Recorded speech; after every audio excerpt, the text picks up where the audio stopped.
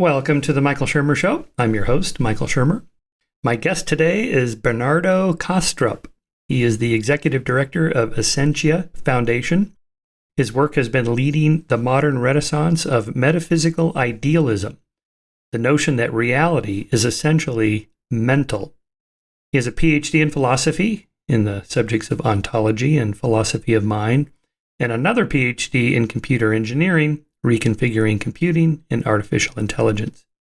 As a scientist, Bernardo has worked for the European Organization for Nuclear Research, CERN, and the Phillips Research Laboratories, where the Casimir effect of quantum field theory was discovered. Formulated in detail in many academic papers and books, his ideas have been featured on Scientific American, the Institute of Arts and Ideas, the blog of the American Philosophical Association, and Big Think, among others. Bernardo's most recent work is The Idea of the World, a multidisciplinary argument for the mental nature of reality. He's also the author of Why Materialism is Baloney, How True Skeptics Know There Is No Death and Fathom Answers to Life, the Universe, and Everything.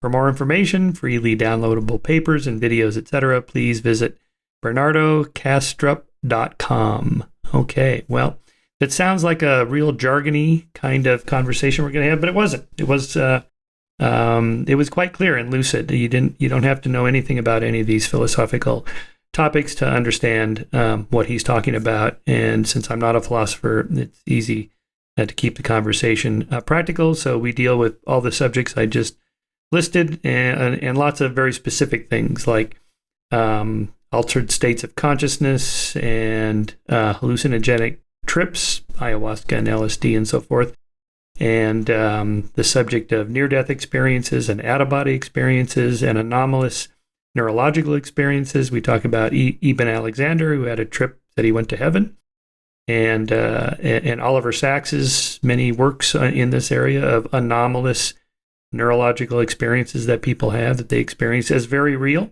And so we talk about to what extent these open the doors of perception to some other reality or not. And then we wrap up talking about free will and where agency comes from, and then suffering and the meaning and purpose of life at the very end. So it was quite the conversation, much better than I thought it would be, and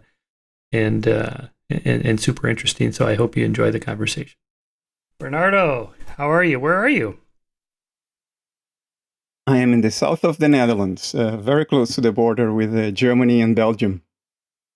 Oh, nice. Very close to Jennifer's place, close to Cologne. Yeah, that's right. My wife's from Cologne, yes. Well, we love that area. We haven't been there since the shutdown, and it was probably a year before that we had visited, so now it's been over 2 years, so that's pretty crazy. So, as you know, I usually have guests with with a new book out. You have several books. The latest one on Schopenhauer, I didn't get a chance to read. I did read through your cheekily named Why Materialism is Baloney, How True Skeptics Know There Is No Death and Fathom Answers to Life, the Universe, and Everything.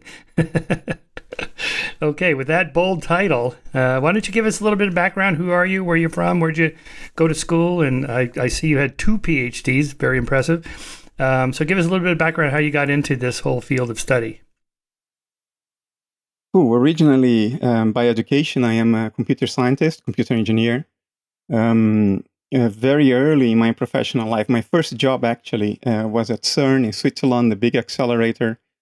And from then on, I worked a lot in AI. And of course, when you are designing something that is supposed to be intelligent, you ask yourself the question: could it be conscious too? And if yes, what would I have to do to make it conscious? In other words, to not only process information, but to have experience accompany that processing of information. And that sort of led me back to philosophy, which has been a passion of mine all lifelong since I was a kid, thinking about the nature of consciousness, the nature of reality. Eventually, I got a second PhD. My first PhD is from the Eindhoven Technology University, very close to where I am. My second one is from Radboud University, both in the Netherlands. Top schools in the Netherlands, maybe worldwide, not that top, but for us here, top schools. And since then, I have been writing a whole lot of books about philosophy, especially, and also the intersection with AI and computer science. The one you mentioned is unsurprisingly my bestseller, perhaps because of that cheeky title. I have other books that are very academic in orientation. They actually sell surprisingly well. The Idea of the World, which is a collection of peer-reviewed academic papers, sells surprisingly well. It's well above my expectations because it was not meant for the general readership, and still it seems to be resonating there. So yeah, that's where I come from. Right. So the connection with AI and philosophy of mind is interesting. I'll intersect it with it this way. I once met David Ferrucci, the IBM computer scientist who led the team that designed Watson, the computer that won Jeopardy. You know, we have this big game show here called Jeopardy. And Watson, the computer, played against the two greatest champions of all time, including Ken Jennings, who is the all-time earner. And, and the computer just cleaned their clocks. Anyway, so what I asked him does Watson know that he won Jeopardy? I mean, was he like excited? Oh my God, I beat Ken Jennings. No one's ever beat Ken Jennings. That's incredible. And of course the answer is, well, no. Well, actually he said yes. And I said, what? And he said, well, I programmed him to say yay or whatever. Yeah. But of course we don't know that, what inside the computer that the computer is experiencing the joy of victory or the agony of defeat or whatever. It's not experiencing anything. It doesn't even know it's playing a game. It doesn't even know it's on television. It doesn't know anything, right? It's just an algorithm grinding through Wikipedia pages to try to answer trivial questions. Yes, and even if what some computer scientists would say is that, well, but if you give the computer internal representations of itself, including of its own internal states, in other words, to try to build some form of metacognition in the algorithms of the machine, they would claim, well, then he would know that he won. But of course, this begs the question, because no amount of data processing is necessarily accompanied by experience unless you already presuppose some form of panpsychism, which is what most people who entertain this idea of artificial consciousness and silicon seem to be assuming. But our readiness to believe that we can create private conscious inner life in silicon reflects an amazing capacity to ignore our sense of plausibility when it comes to consciousness. For instance, if I could run a molecularly accurate simulation of kidney function on my computer, but everybody would laugh if I would then claim my computer can urinate on my desk just because I have a completely accurate, down to the atomic level, simulation of kidney function. But when it comes to consciousness, we don't laugh. We think it's plausible. But it's the same categorical error. It's the error of completely eliminating the substrate and believing that abstractions alone are the whole reality. So if you programmed into Watson that if you hit this particular score and the other two players are lower, you win, and then you program it into it, it cheers, like, yay, it makes a little voice sound. Okay, that's not going to do it. And then you have a program that's aware that it's cheering, and you would say, well, that's not consciousness. And then we have a program that's aware of the program that's aware of the cheering and winning, and so on. And I presume you could just take this out infinitely, and you'd still never, at some point, reach a number in which you'd say, there, that's where conscious awareness begins. Is that your point? Correct. And the reason for this is that we have one instance in nature where we know with a very high degree of confidence that there is conscious inner life, private conscious inner life. And that is for biological organisms that metabolize. Biological organisms can be functionally and structurally completely different, but they have this common element, which is metabolism, which is what characterizes biology. So metabolism is what nature is telling us is consistently correlated with conscious inner life. If you go to silicon, it's a completely different substrate. So the question is not, can we be sure that the computer is not conscious in and of itself? No, we cannot be sure. The question is, do we have any reason to believe that it is? And then I would say, no, we don't, because what nature is showing us is that the instances of conscious inner life that we know are correlated with metabolism. So programming information processing in a computer and believing that it will be conscious is exactly akin to programming kidney function in a computer and believing that it can urinate on your desk. The simulation is not the thing simulated. And we never make this mistake unless it comes to consciousness. It's really peculiar. Well, it's because it's something we do, I guess, and we have an intuitive sense that there's something floating around up there. It feels like I have thoughts in my head. I don't feel any neurons firing. I feel no neural activity at all. I just have thoughts. And that feels like they could just float off my brain when I die and I go off into, heaven or whatever. I think that's kind of an intuitive basis for belief in the continuation of the self after death, whatever version you want of that. Because it's not possible to conceive of what it's like to not be conscious. Because to conceive of anything, you have to be conscious. So there's kind of a contradictory state of conditions there. And yet, if we define it by the way you just did, as the association with metabolism, then single-cell organisms, they metabolize. They have chemical processes. They move along chemical gradients toward food, toward light, away from toxic chemicals or whatever. So, would you say then that's like a really super basic level of consciousness, and then you scale up from there based on the amount of metabolism or complexity of the number of neurons or whatever? I think single-celled organisms do have private consciousness in their life, because I think life is what a certain dissociative process in consciousness looks like. That's what I think life is. We can get into the details of that. But if you look at a paramecium under a microscope, it runs from danger, it goes after food. I mean, this thing doesn't have a nervous system. It's a single cell. It's basically just gelatin inside a lipid membrane. So yes, I think private consciousness in your life is entirely correlated with life and metabolism.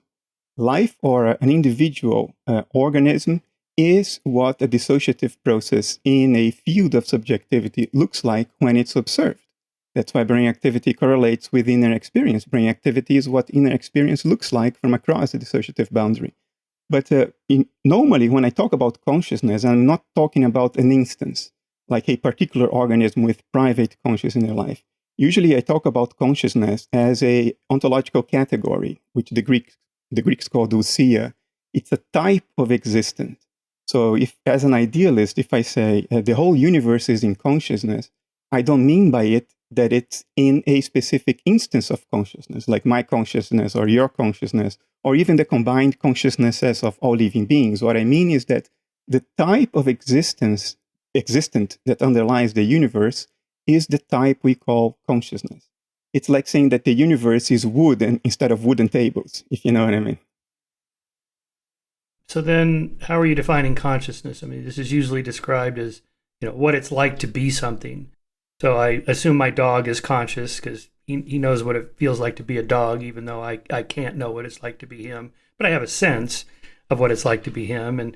But I can kind of reflect on my own consciousness. I don't think my dog can reflect on his consciousness. He's just conscious, and he responds to heat and cold and the bouncing ball or food, the sound of food going into his dish, whatever. But I don't think he thinks about that or thinks about thinking about food or whatever. He just responds in a more basic way. So I think our intuition is that consciousness is some higher order state, and therefore the paramecium or the dog doesn't really have it like we have it. It feels like there's a leap, a gap between us and pretty much all other organisms except maybe dolphins and the cetaceans, let's say, and the great apes, something like that. You're precisely right. I mean, this subtlety of understanding is what misses in most people, even surprisingly, scholars and specialists. You're completely right. When I say consciousness, I'm alluding to phenomenal consciousness. So for someone to be phenomenally conscious, there just needs to be something it is like to be this someone. That doesn't require any higher level mental function like self-reflection, metacognition, explicit introspection, things that are called meta-consciousness. They were called meta-consciousness by Jonathan Schooler in 2002. I think it's a very good name. It makes things simpler. So when the idealist says the universe is in consciousness, what the idealist means is that there is a transpersonal field of phenomenal consciousness, of pure subjectivity. And the mental processes unfolding in that field present themselves to us as the physical world. That doesn't entail or imply that this field is metaconscious, that it has a plan, that it's deliberate, that it's doing things on purpose. If you want to describe it as close as possible to what an idealist would mean, is to say it is instinctive and entirely spontaneous. It's an instance of naturalism. I'm a naturalist and a reductionist. I know that not everybody who may be right is a naturalist and a reductionist. I happen to be one. So my naturalist view of this field of subjectivity is one that has no higher level mental functions at all. It reacts in a predictable way because of what it is. And those patterns of behavior are what we call the laws of physics, which seem to be very stable, very reliable. They are not changing from day to day, which suggests that if idealism is correct, then this universal mind, if you want to call it, is a purely instinctive, spontaneous mind. And higher level mental functions evolve through evolution by natural selection in the context of a competitive ecosystem.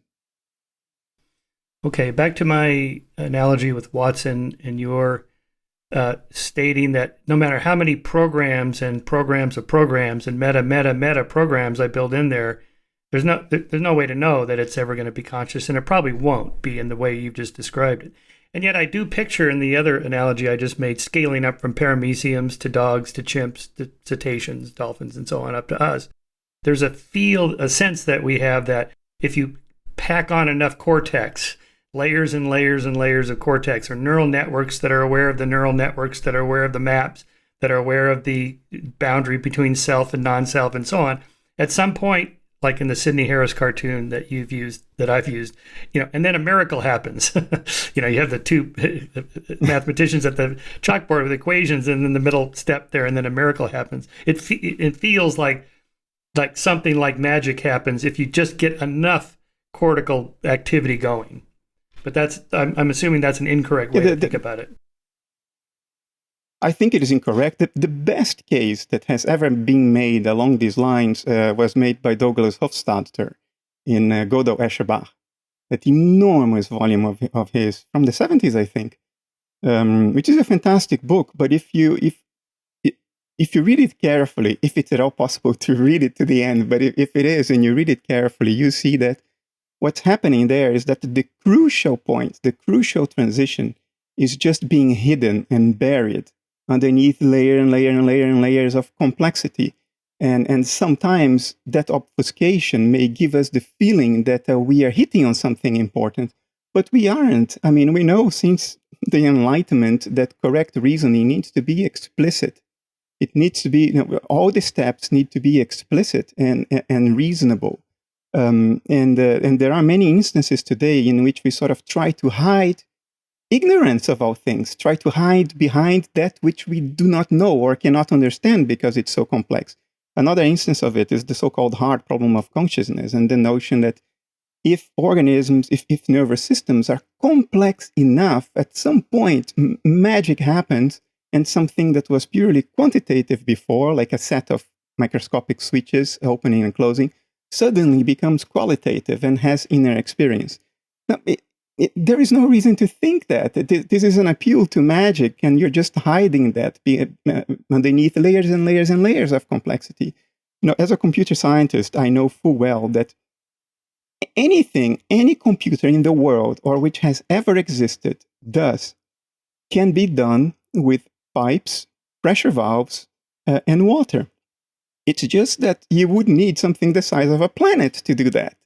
But at the end of the day, it's just current, electric current, but you can think of it as water, tension, which is just different pressures, and pressure valves that can open and close depending on the pressures. Now, is it coherent to say that if you add enough pipes, water, and pressure valves, at some point, something that consists only of pipes, water, and pressure valve will become conscious instead of just being a mechanical contraption? No, we have no reason to think that. And people who think we do are appealing at some level to some form of magic. It's an argument by ignorance, ultimately. Yeah, so where that then extra step comes from, you're arguing, can't be a purely mechanical, physical system, because no matter how many layers of complexity you pile on neural networks or mechanical or electrical systems, you're never going to get to and then the leap happens, the miracle happens, and then consciousness arises. Yes. So then, therefore, you're postulating there's something else. There's something else that's in there in my skull besides synaptic connections and proteins swapping across, neurotransmitter substances swapping across gaps. There's something else in there. Is that what you mean? No. But I know why you're saying this, and I try to help you follow along what I think, which doesn't mean that I'm right. I just want to be understood, not necessarily agreed with. I don't think there is anything else in your head. I think your head is just, elementary subatomic particles forming atoms, molecules, and their respective fields. That's all there is. But I think we think about it in the wrong way. When you face a so-called problem like the hard problem of consciousness, it's not a problem at all to be solved. It's just an internal contradiction in a certain way of thinking. So the right approach is, once you face that, you backtrack enough steps that you avoid that problem by implication, and you try another direction. And what I would submit to you is that what is inside your head or your whole body, it is not the cause of consciousness. It is what a certain state of consciousness looks like from a certain perspective. And that's why there is this tight correlation between how you feel within and your brain activity, or even your facial expressions. I mean, if you look in the mirror and you see tears running down your face, that's what your inner sadness looks like when observed from a certain perspective. So what I would say is that at its bottom, very naturalistic level, there is only a spatially unbound field of subjectivity, which has no higher level mental functions. It just means phenomenality. And that sometimes that field can dissociate and form what's technically called alters. And I would submit to you that our living body, metabolizing living body, is what those dissociative processes look like when observed from across a dissociative boundary. So the idea is we stop thinking about the brain as the cause and start thinking about the brain as the appearance, as the image, as what the process looks like, and not as the cause of the process. You would still have all the correlations there. You would still be a reductionist naturalist, but you start from a very fundamentally different assumption about the essence of reality. So you avoid the hard problem altogether if you do that. Yeah, interesting. Yeah, because I think of the hard problem as a conceptual problem, but not a scientific problem. Namely, it's a problem with our concepts. That is to say, we have this sense that there's a homunculus inside my head that can then go over into your head to see if the red looks like on your screen what it looks like on my screen. Or I can go into the bat and see what it feels like to be a bat and what's on his screen. Of course, this is all ridiculous. Can't do any of that. And even if I bolted on, some kind of sensory apparatus system that was based on sound, so I used echolocation to walk around the house, blindfolded, let's say. And then I'd have a sense, I kind of feel like this is what a bad experience is. But your point is that this is kind of game playing with words. Conceptually, scientifically, you can't do this. And if you did it all the way, you'd just be a bat or a dolphin. You wouldn't be a human asking what it's like to be a bat or a dolphin. You would just change identities. Yeah, I think you're correct in everything you said. The hard problem doesn't necessarily require there to be a homunculus. It's even a more basic problem. The hard problem just says that it's a recognition. It says that there is nothing about physical parameters in terms of which we could deduce, at least in principle, the qualities of experience. So even if there are no higher level mental functions, no homunculus, you would still have the hard problem because you cannot deduce quality from quantity. That bridge is conceptually arbitrary.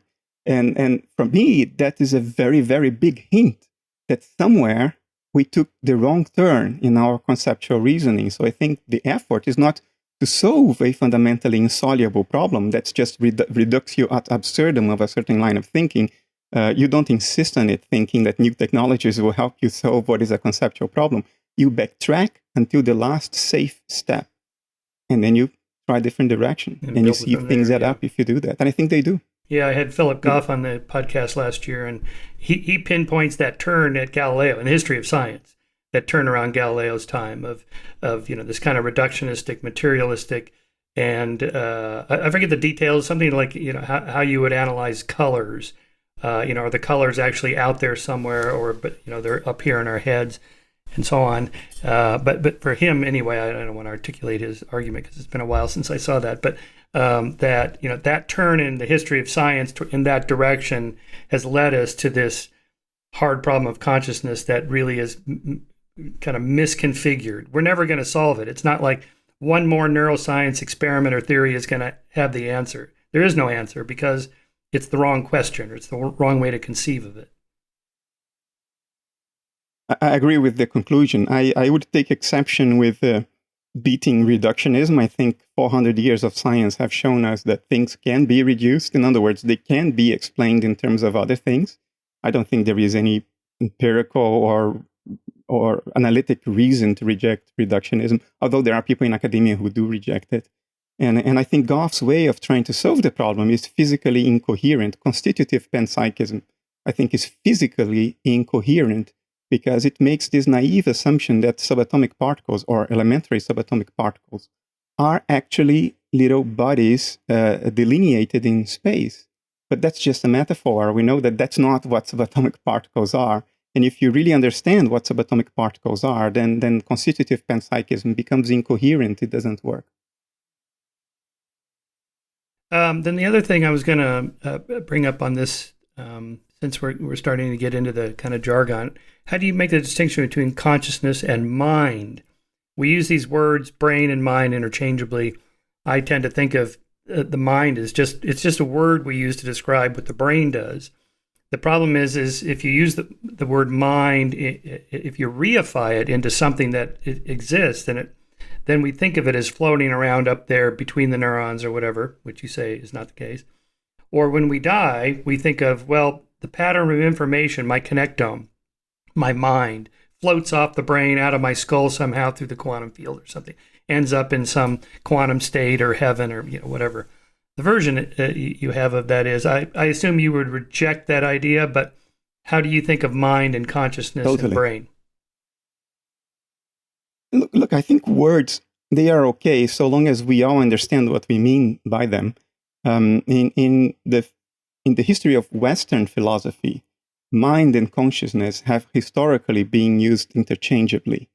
Mind comes from the Greek psyche, which is also the same word that gave birth to the notions of spirit and soul. So mind, in a sense, is what we today, or at least historically, it would be better described as what we today call phenomenal consciousness. Mind as the product of the brain is more of a positivistic take on the word, more of an early 20th century thing. So I personally tend to use mind and phenomenal consciousness interchangeably, under the assumption that people know what I mean by that. I would not describe the function of the brain as mind. I would just call it brain activity, patterns of brain metabolism. I think a descriptive label is sufficient for that. So here's how I conceived of it, since you had an endorsement by Deepak Chopra. In fact, you and I met at Deepak's Sages and Scientists Conference a few years ago. And since then, Deepak and I have become pretty good friends, even though we disagree fundamentally on our worldviews. I describe myself as a materialist monist, and he describes himself as a spiritualist monist or a consciousness monist. So here's his quote from You Are the Universe, his book with Minos Kafatos. Consciousness is fundamental and without cause. It is the ground state of existence. As conscious beings, humans cannot experience, measure, or conceive of a reality devoid of consciousness. And then I say, this is from my book, Heavens on Earth. Well, yes, that's true by definition. You have to be conscious to experience anything. So when Deepak proposes that consciousness and the universe are equivalent, in the sense that it is, quote, from Deepak, an undeniable fact that any universe is only knowable through the human mind's ability to perceive reality, close quote, he is stating the obvious. I call this the weak consciousness principle. You have to be conscious to experience consciousness. But Deepak goes further than this when he says, quote, if all human knowledge is rooted in consciousness, perhaps we are viewing not the real universe based on limitations of the brain, and that the apparent evolution of the cosmos since the Big Bang has been totally dependent upon human consciousness. Close quote from Deepak. And I write, that's reversing the causal arrow from perception to determinism, from being consciously aware of the universe and trying to understand it to our own consciousness bringing about the universe. And I call this the strong consciousness principle. How does your position on this deal differ from what I just described with Deepak? There is a lot to unpack in what you just read. Unpack away. We have to make a differentiation between an epistemic claim about the primacy of consciousness and an ontic claim. The epistemic claim is what you described. I'm sort of cooped up within consciousness. So as far as my knowledge of the world is concerned, it of course depends on consciousness and it wouldn't exist outside consciousness. The ontic claim is, regardless of what you know, the world is in essence in the sense of the Greek ousia, that which has standalone existence, the substance of all that is perceived, that is consciousness too, as a type of existence. That's the ontic claim. I agree with Deepak's ontic conclusion, and I agree with your statement that the epistemic approach is not enough to make a case for the ontic conclusion. In other words, it's not enough to say that I can only know what is in my consciousness and derive from that the ontic claim that the universe is only in consciousness. No, you have to create your case to establish your case using more than that. You can establish your case empirically, you can establish your case based on reasoning, conceptual reasoning, and you can establish your case based on parsimony. You can say consciousness stuff is the only given of nature. It's where we start theorizing. We start from consciousness.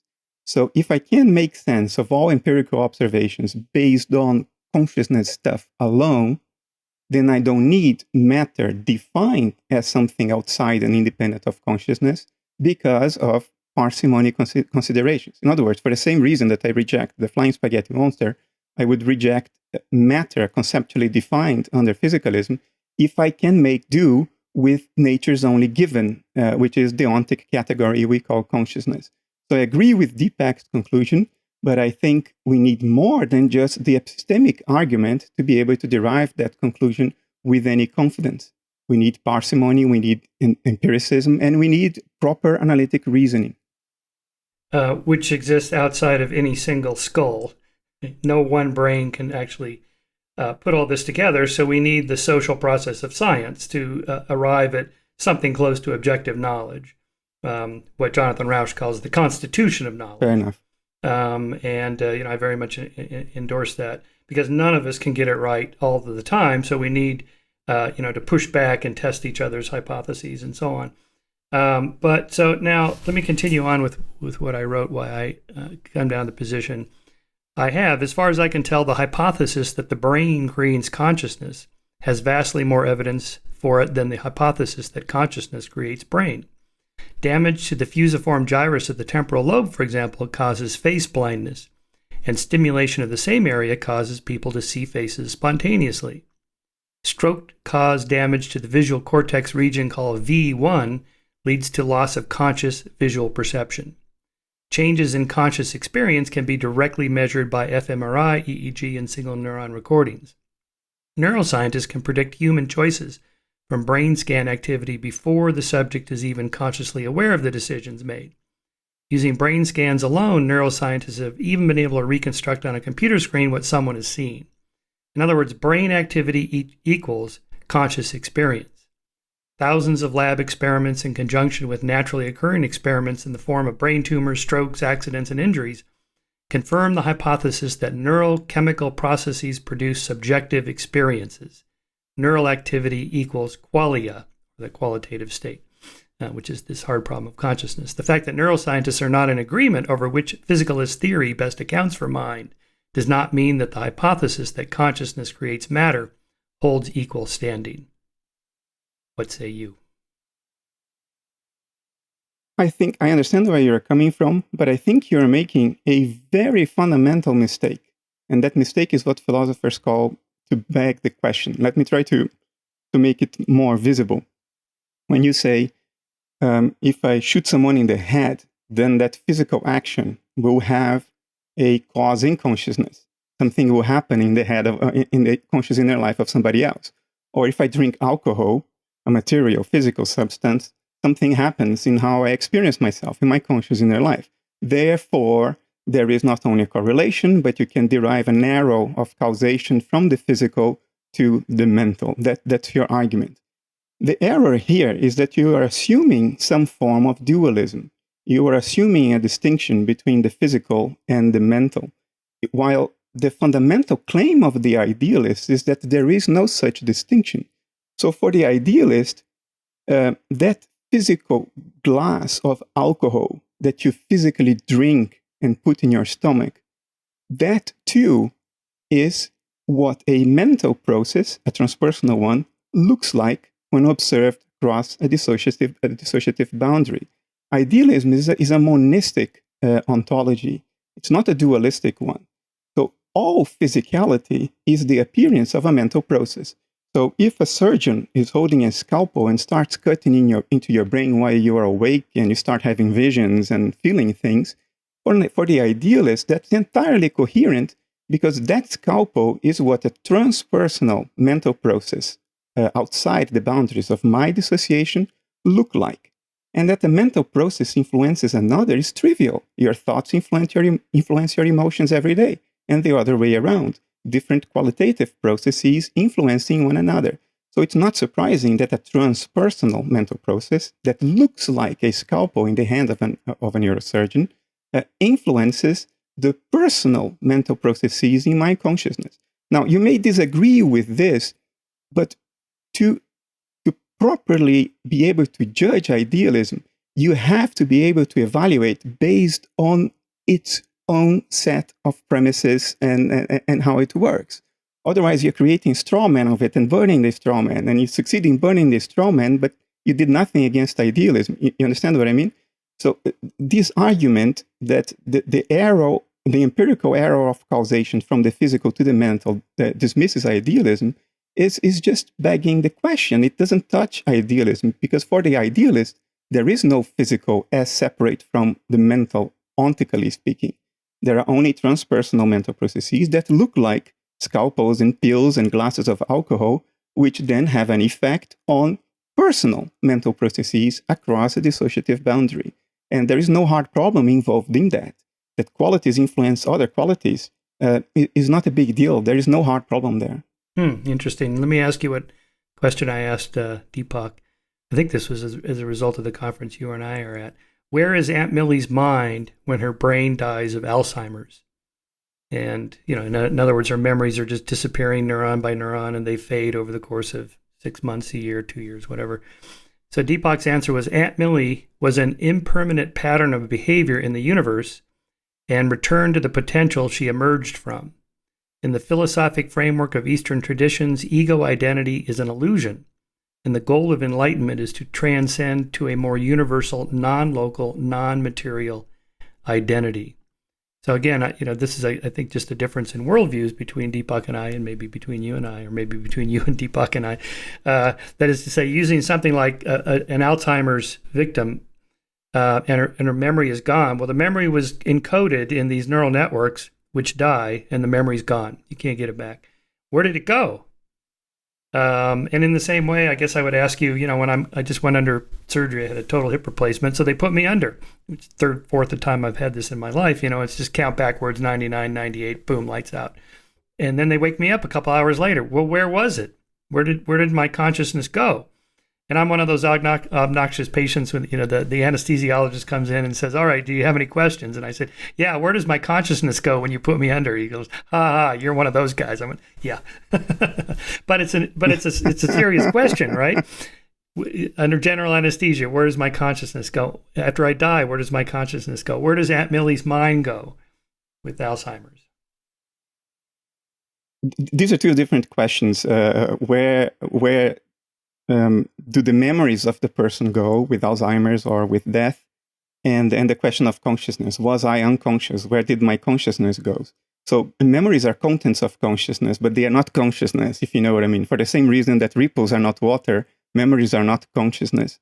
I would say that most, if not all, the instances of unconsciousness that we tend to name, like syncope, anesthesia, dreamless sleep, they have now been shown by science increasingly to not correspond to unconsciousness at all. They correspond to irresponsiveness and to a lack of memory of consciousness, not to the lack of consciousness itself. Think of it when you wake up in the morning and you think, well, I had no dreams last night. It was 8 hours of unconsciousness. And then later in the day, suddenly you remember you had a massively intense dream. So what you didn't have when you woke up was the memory of being conscious. You can never state categorically that you were not conscious. We can only state that you don't remember being conscious. And science is now showing, for instance, and this is a very recent result, when you are asleep and you're not dreaming, and that can be determined through EEGs, you are having other types of sleep experiences. If you wake up subjects that are asleep but not dreaming, they always report something. And 3 different types have been now recorded: sleep thinking, non-immersive sleep imagery, selfless states, and even subtle sleep perception. Anesthesia is now known for a while to correlate with some experiences, not of pain, not the experience of being cut, but you do have subliminal perceptions and other things going on. We had, in the foundation I lead, we had a Dutch anesthesiologist, Dr.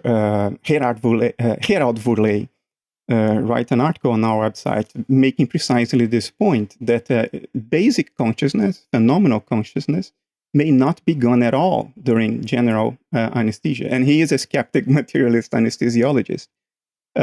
Syncope, we know we are not unconscious during syncope. Teenagers worldwide have figured this out, and they play this terribly dangerous game called the choking game, which is partial strangulation that makes you seemingly pass out. You become unresponsive, but you have a psychedelic trip without the drug, and sometimes they accidentally die if they are doing this alone.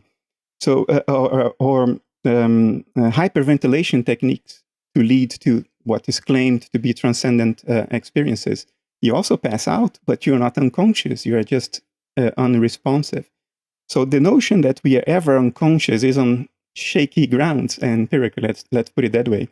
Memories, you made a statement, memories are encoded in the brain. Well, we haven't found that yet. And although there are all kinds of claims about people having found memories in the brain, they are all mutually contradictory. Some people say memories are in microtubules. Other people say, well, it's in the hippocampus, or it's in the patterns of firings across neurons and not inside a neuron. And their universities all put out press releases making decisive claims that we have found it. But even the best claims, when you go and dig a little bit deeper, there was a claim made a few years ago that, okay, they found the secret of memory. They know exactly where memory is encoded. And then I started reading the experiment, and the experiment was as follows. They have somebody watch a video, a short video, and taking readings of brain activity. And then later on, they ask the person to remember watching that video, and the person is still instrumented. And then they figured out that the patterns of brain activation are the same in the recollection and in the original experience of watching the video. Now, does this solve the memory problem at all? Of course not. Of course, the same neurons fire, because recollecting an experience is analogous to having the experience. The question is, where in the brain is the information that allows you to fire up the same neurons later on? And that article didn't answer this question at all. And yet it was put out as, okay, we've solved the problem of memory. So, as good skeptics, we have to be very cautious against university PR department headlines. They need funding, so they need to put out these spectacular claims. As far as memory is concerned, it's an understatement, I think, to say that the jury is out there. It's a massive confusion of contradictory claims, what's happening right now. But anyway, finally, to get to the spirit of your question, I am with Deepak. The ego is an illusion, is a narrative we tell. If I were to become completely amnesic to next second, would I still be me? And if I managed to transfer all of my memories, episodic, skill memories, everything to you, would you be me? Well, you would feel like you were me because you would have all my memories. Even my tastes you would arguably have, because you may detest Brussels sprouts. I love Brussels sprouts. But if you had the memories of my pleasure eating Brussels sprouts, arguably you would develop a taste for Brussels sprouts. I like them if they so have where garlic. Is Bernardo? Garlic butter. That makes it. And when they're barbecued, then I like them.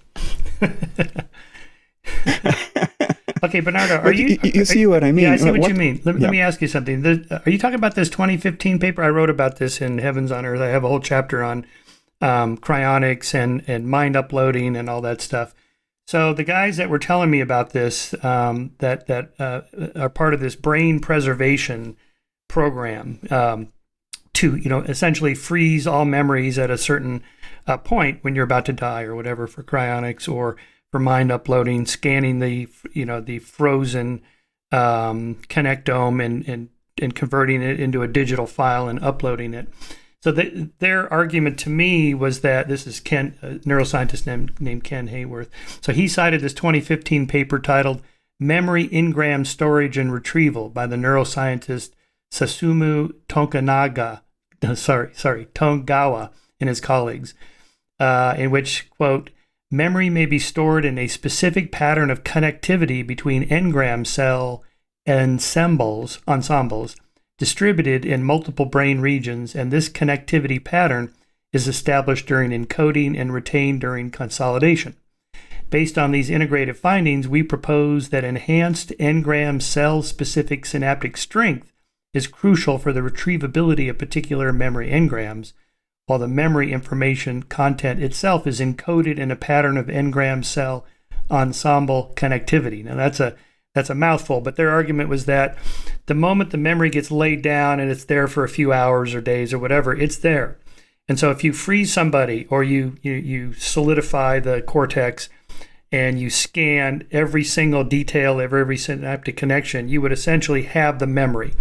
And they say that under certain surgeries, where they, like cardiovascular surgery or heart replacement, where they bring the temperature down of the core body, to like 34 degrees, there's no neural activity, there's no molecular activity at all in those neurons, and yet when you wake the person up, the memories are still there. So their argument is that the memories are permanently stored, and therefore they could be recovered either synaptically through this digitally scanned connectome, or if you were cryonically frozen and woken up somehow 1,000 years from now, those memories would come back on board because they're in there permanently.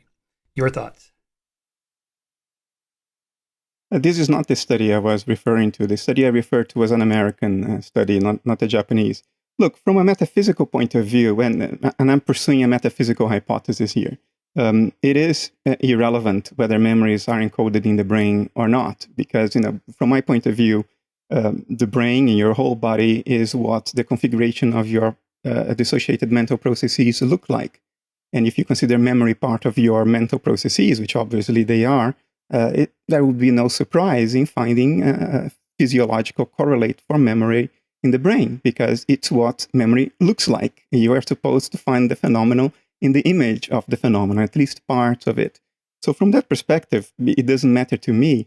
But what I would say is it's tricky to take a conclusion based on one study, because I could mention a whole lot of other studies that contradict this outright. There was a study recently done on planaria, and planaria have some rudimentary nervous system in their heads. But the nice thing about planaria is that you can decapitate them and they don't die. They just grow a new head, new neurons. And they managed to train those planaria to find food in a certain way. Then they decapitated the planaria. The planaria grew new heads, and guess what? They still remembered how to find food in that exact same way. Without the neurons. Without the neurons that learned it in the first place, you mean? Yes. Somehow the pattern was preserved, and it doesn't seem to have been locally stored in those neurons. There seemed to have been a distribution through the physiology of the animal, enough that it could be recalled again. There have been studies in mammals, I believe rats, but those are older studies. They sliced up the brains of rats, I think, trying to figure out at what point the rat becomes unable to navigate a maze that he knew how to navigate. So he remembered how to navigate. And you need to cut out a lot of the brain to the point that the rat becomes functionally dysfunctional. And recent claims about very specific locations for memories on specific neural networks or in specific structures inside the neuron. There was a recent claim about some RNA-mediated memory mechanism that had to do with traffic between the nucleus of the cell through messenger RNA and the rest of the cell, the neuron in that case. So, and all of these things are published with big claims behind them, and the only certainty we have is that they cannot be all true. No, I'm not a neuroscientist. I cannot evaluate. Yeah. But metaphysically, speaking, I think it's irrelevant. I was going to say, metaphysically speaking, these guys are physicalists, materialist monists. For them, they want to escape the inevitability of death being the death of everything, yourself, your memory, it's all gone, by somehow preserving it, either cryonically freezing it or scanning it in a micro electron scanner, and then converting it to a digital file, uploading it to the cloud, and turning it on there, and so on. So you can see where they're coming from. They, as physicalists, this is the only way to preserve yourself indefinitely going forward for immortality or resurrection of the self. But let me get your perspective on this counter argument that I make, and maybe we're both wrong from an idealist perspective. But it seems to me there's two definitions of self. There's your memory self or mem self, and then there's point of view self or POV self. So the memory self is just this idea that these guys have. If I have all of your memories, click, I have a picture of it, I have you. But for me, if instead of waiting till you die and legally for cryonics you actually have to be dead, and the cryonics is a form of burial, and then we freeze you and so on, that's only capturing me at that particular moment, not me 10 years from now or 10 years earlier or whatever, because memories are fleeting. But also, if instead of doing it that way, let's say we had a sophisticated fMRI brain scanner and we slid me in there and scanned my connectome, converted the whole thing to a digital file, uploaded it to the cloud, turned it on, and then I'm out standing next to the scanner and I'm like, I'm right here. And they go, no, you're up there. You're in the cloud. You're right there in the camera. Okay. And I'm like, no, I'm not in there. I'm right here.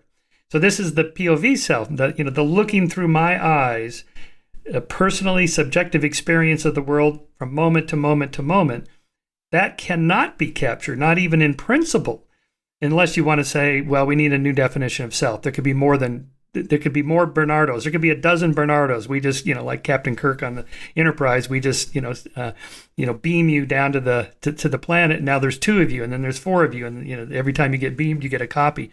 There would just be multiple yous, right? So, but is that whole? Are we just kind of missing it because we're not idealists? That the point of view self, memory self, these are both flawed in the idealist thinking of what the self is. Well, it depends on what you mean by self. I mean, there is a narrative of self. If you call that the self, then the self exists, because there is a narrative of self. I am this person born that day, and I have this profession, married to that other person, living in this place. I don't think that is the fundamental self. In analytic philosophy, there is this concept called core subjectivity. It was put forward by Itay Shani like 6 years ago, but it's just an amalgamation of knowledge that we have had forever. And his point is that core subjectivity is what remains of the self if the narratives are gone, if the memories are gone, episodic or otherwise. It's pure subjectivity. If you consider that to be yourself, then that self is undifferentiated. It's the same self in you and in me, because we both are subjective beings capable of subjectivity. If you remove the content of subjectivities from you and me, and you just have that point of view that opens up to a field of subjectivity, but nothing in that field, then I and you are identical. Perhaps not even identical, but the same in the sense of not being two units. Since space-time is a sort of a content of subjectivity. So from this perspective, if that's what you consider to be yourself, and Deepak will say the same thing in much more beautiful words than I'm capable of. If you identify with your core subjectivity, then for an idealist, you're never going to die because you are what's going on. Core subjectivity is what's going on. It's where everything arises and vanishes. It's the framework of nature. But we are stuck on these narratives of personal selves, and the religious impulse doesn't spare anyone. So we created this religion called singularitarianism, in which we turn technology into the promise of a god, which will give us control over everything. I mean, psychologists know very well that one of the key impetuses behind religion, traditional religion, is control by proxy. You can't control your destiny, but there is this being much more powerful than you that sympathizes with you and shares the same values with you, and he can control everything that happens. So it gives you a sense of control by proxy. Well, singularitarianism promises to eliminate even that layer of indirection. Now you directly have control. I think the psychology of it is precisely the same as the psychology of religion. And we will not find peace because I don't think a personal self has any substantive existence. I mean, I am not the same person I was 10 years ago or 20. I think in a completely different way. I respond to the world in a completely different way. My memories are different. You're not completely not a single different. atom. We know, personality psychologists know that we have kind of a core set of personality characteristics that are fairly stable through the lifetime. Openness to experience, introversion, extroversion, conscientiousness, and so on. And while they change over the lifespan, you know, people that tend to be, say, shy and introverted, they're mostly that way throughout their lives. They can kind of try to overcome it by being a little more social. But there are there's sort of a set of fuzzy boundary characteristics that are relatively stable. Maybe you and I are different on those characteristics based on genes and early environment or whatever. So I think maybe if we think of the self as this kind of fluid, flexible, fuzzy kind of ball that's moving along the timeline, within the channels, let's say the walls, we can kind of bounce around within there, but there's still the walls there. We can't just become anybody we want. Okay, I'm totally comfortable granting that there is some core that remains more or less stable, but most of what we consider to be ourselves, or at least a lot of it, is fuzzy and fluid and it's changing all the time. What I would add then is the following. If we could do the following experiment, right now it's just a thought experiment because we can't do that.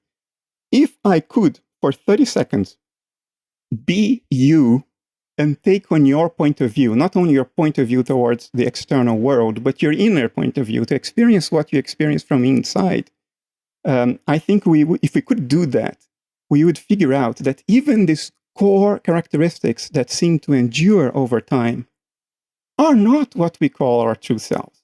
We would be entirely comfortable suddenly become extrovert if we are introverts for 30 seconds and experiencing that and come back to being who we are. And at no point we would think we are someone else, because those are just particular patterns of excitation of subjectivity. And what we really are is pure or core subjectivity, as Ite put it. So I think this whole discussion about, survival, post-mortem and all that, will the ego or my individual self survive? It's a red herring. I mean, when you're dreaming, you think you are that dream avatar, right? You think you are that. You're not the mind creating the whole dream. You're dissociated from your own mind. Maybe 5 minutes after I wake up, it kind of becomes clear, oh, that was a dream. That wasn't real. And it's a good thing. Yeah, it's and you don't mourn the death of your dream avatar. But that's the point. You don't proceed to mourn the death of your dream avatar. You just realize, oh, it was me all along, and I was not that. That was something I was doing. And that goes back to Deepak's language. The individual self is something subjectivity is doing. It is so tenuous. It has no substantiality. It's changing from moment to moment. If you ask me, will my individual agency survive death? No, thank goodness. Thank goodness not, because my individual agency is a particular process, a dissociative process. If life is what this process looks like, then the end of life, death, is the end of the dissociation. So it's the end of my personal agency. Am I worried about that? Not the least bit. For the same reason that I'm not worrying about waking up and realizing that my dream avatar is dead. I don't think that's the way to go. Yeah, I'm glad you brought up the singularitarians. I went to the Singularity University conference a few years ago. Ray Kurzweil gave the keynote address as, this is kind of, he's the man. And I swear, I felt like I was back in church. It was like, oh my God, this guy is offering, eternal life. All this is going to happen in my generation. We are the chosen ones. Oh my God. And he keeps, he puts, as you know, he puts a date on it. Yeah, 2030, 2035, 2040. And I'm thinking, oh boy, I'm going to be 90. Let's get there quick. When I think it's 2045 now. yeah, it keeps getting pushed back. I'm going to be 100. I was born in 54, so it's got to be 2054 before we make that, or else I have no chance. But here's my other problem with it. This, as you know, I don't know how much you know about Ray, but there's a beautiful film about his life called The Transcendent Man, where they follow him around for quite some time, and he's got a whole basement in his house where he keeps all his father's stuff. His father died at like age 54 or something, and his father was a workaholic, and Ray was a workaholic. They didn't know each other. He kind of feels like he missed out on his relationship with his father, and he wants to essentially resurrect him. It's a very kind of Freudian Jesus kind of, I don't know what you want to call it. But even if you did that with almost 100% fidelity, you're only capturing a person at a particular moment. Like if I had my connectome, let's say, scanned at age 36, well, I'm now 66. So where are the 30 years of memories that I've had of this rich life? Or if we do it now, hopefully I'm going to live another decade or two. Well, where do those memories go? And by the way, the memories of being age 10 or 15 that you have now are not the memories when I was 10 or 15. Those memories are always changing and being edited and updated and confabulated with other memories. And, they're not real memories. There's no fidelity camera in there recording what actually happened. And then I play it back and rewind on the theater of my mind. None of that's true. So I don't even know, even if you could do what Ray wants to do with the singularity, that's still not going to capture you. You're still not going to continue on. I am totally with you. And even the core traits of our personality that we were talking about before. I mean, there are instances on record of people who suffered major brain trauma. I think there is this instance of this guy who had a spike go under his chin and traverse his brain, and he lived with that for years. And his personality completely changed. He became angrier, and all his character traits changed. But I think if you would ask him, are you still the same person? He would say, yeah, I'm still the same person. Why? Because he still feels as the same core subjectivity. There is a continuity of core subjectivity throughout life. I still feel like I'm the same person I was when I was 5 years old. But at the same time, I miss that 5-year-old deeply, because he interacted with the world or perceived the world in a completely different way. So I think the Buddhists are right. This whole story about personal selves, the Buddhists and the Hindus, it's Maya. It's a story we tell ourselves. It's not in the foundations of nature. It's not what's going on. And by the way, I also argue that Christians and those who believe in a religious afterlife, heaven, they have the same problem: the resurrection of the self. If when I die, I'm supposed to be, uplifted up into the clouds, and there I'm sitting at the feet of Jesus and God. How they can be two people at the same time is beyond me, but in any case. And but who's up there, with Jesus? Me, that is to say. Is it me at age 30, 40, 50?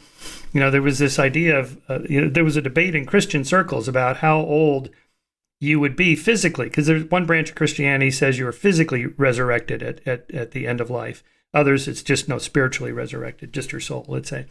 So those who say you're physically resurrected, then the question is, well, how old are you when you're up there? And the answer was age 30, because that's how old Jesus was. It's like the perfect age or something. It's like, well, okay, that's nice, but here I'm 66. Oh darn, it's a bit terrible.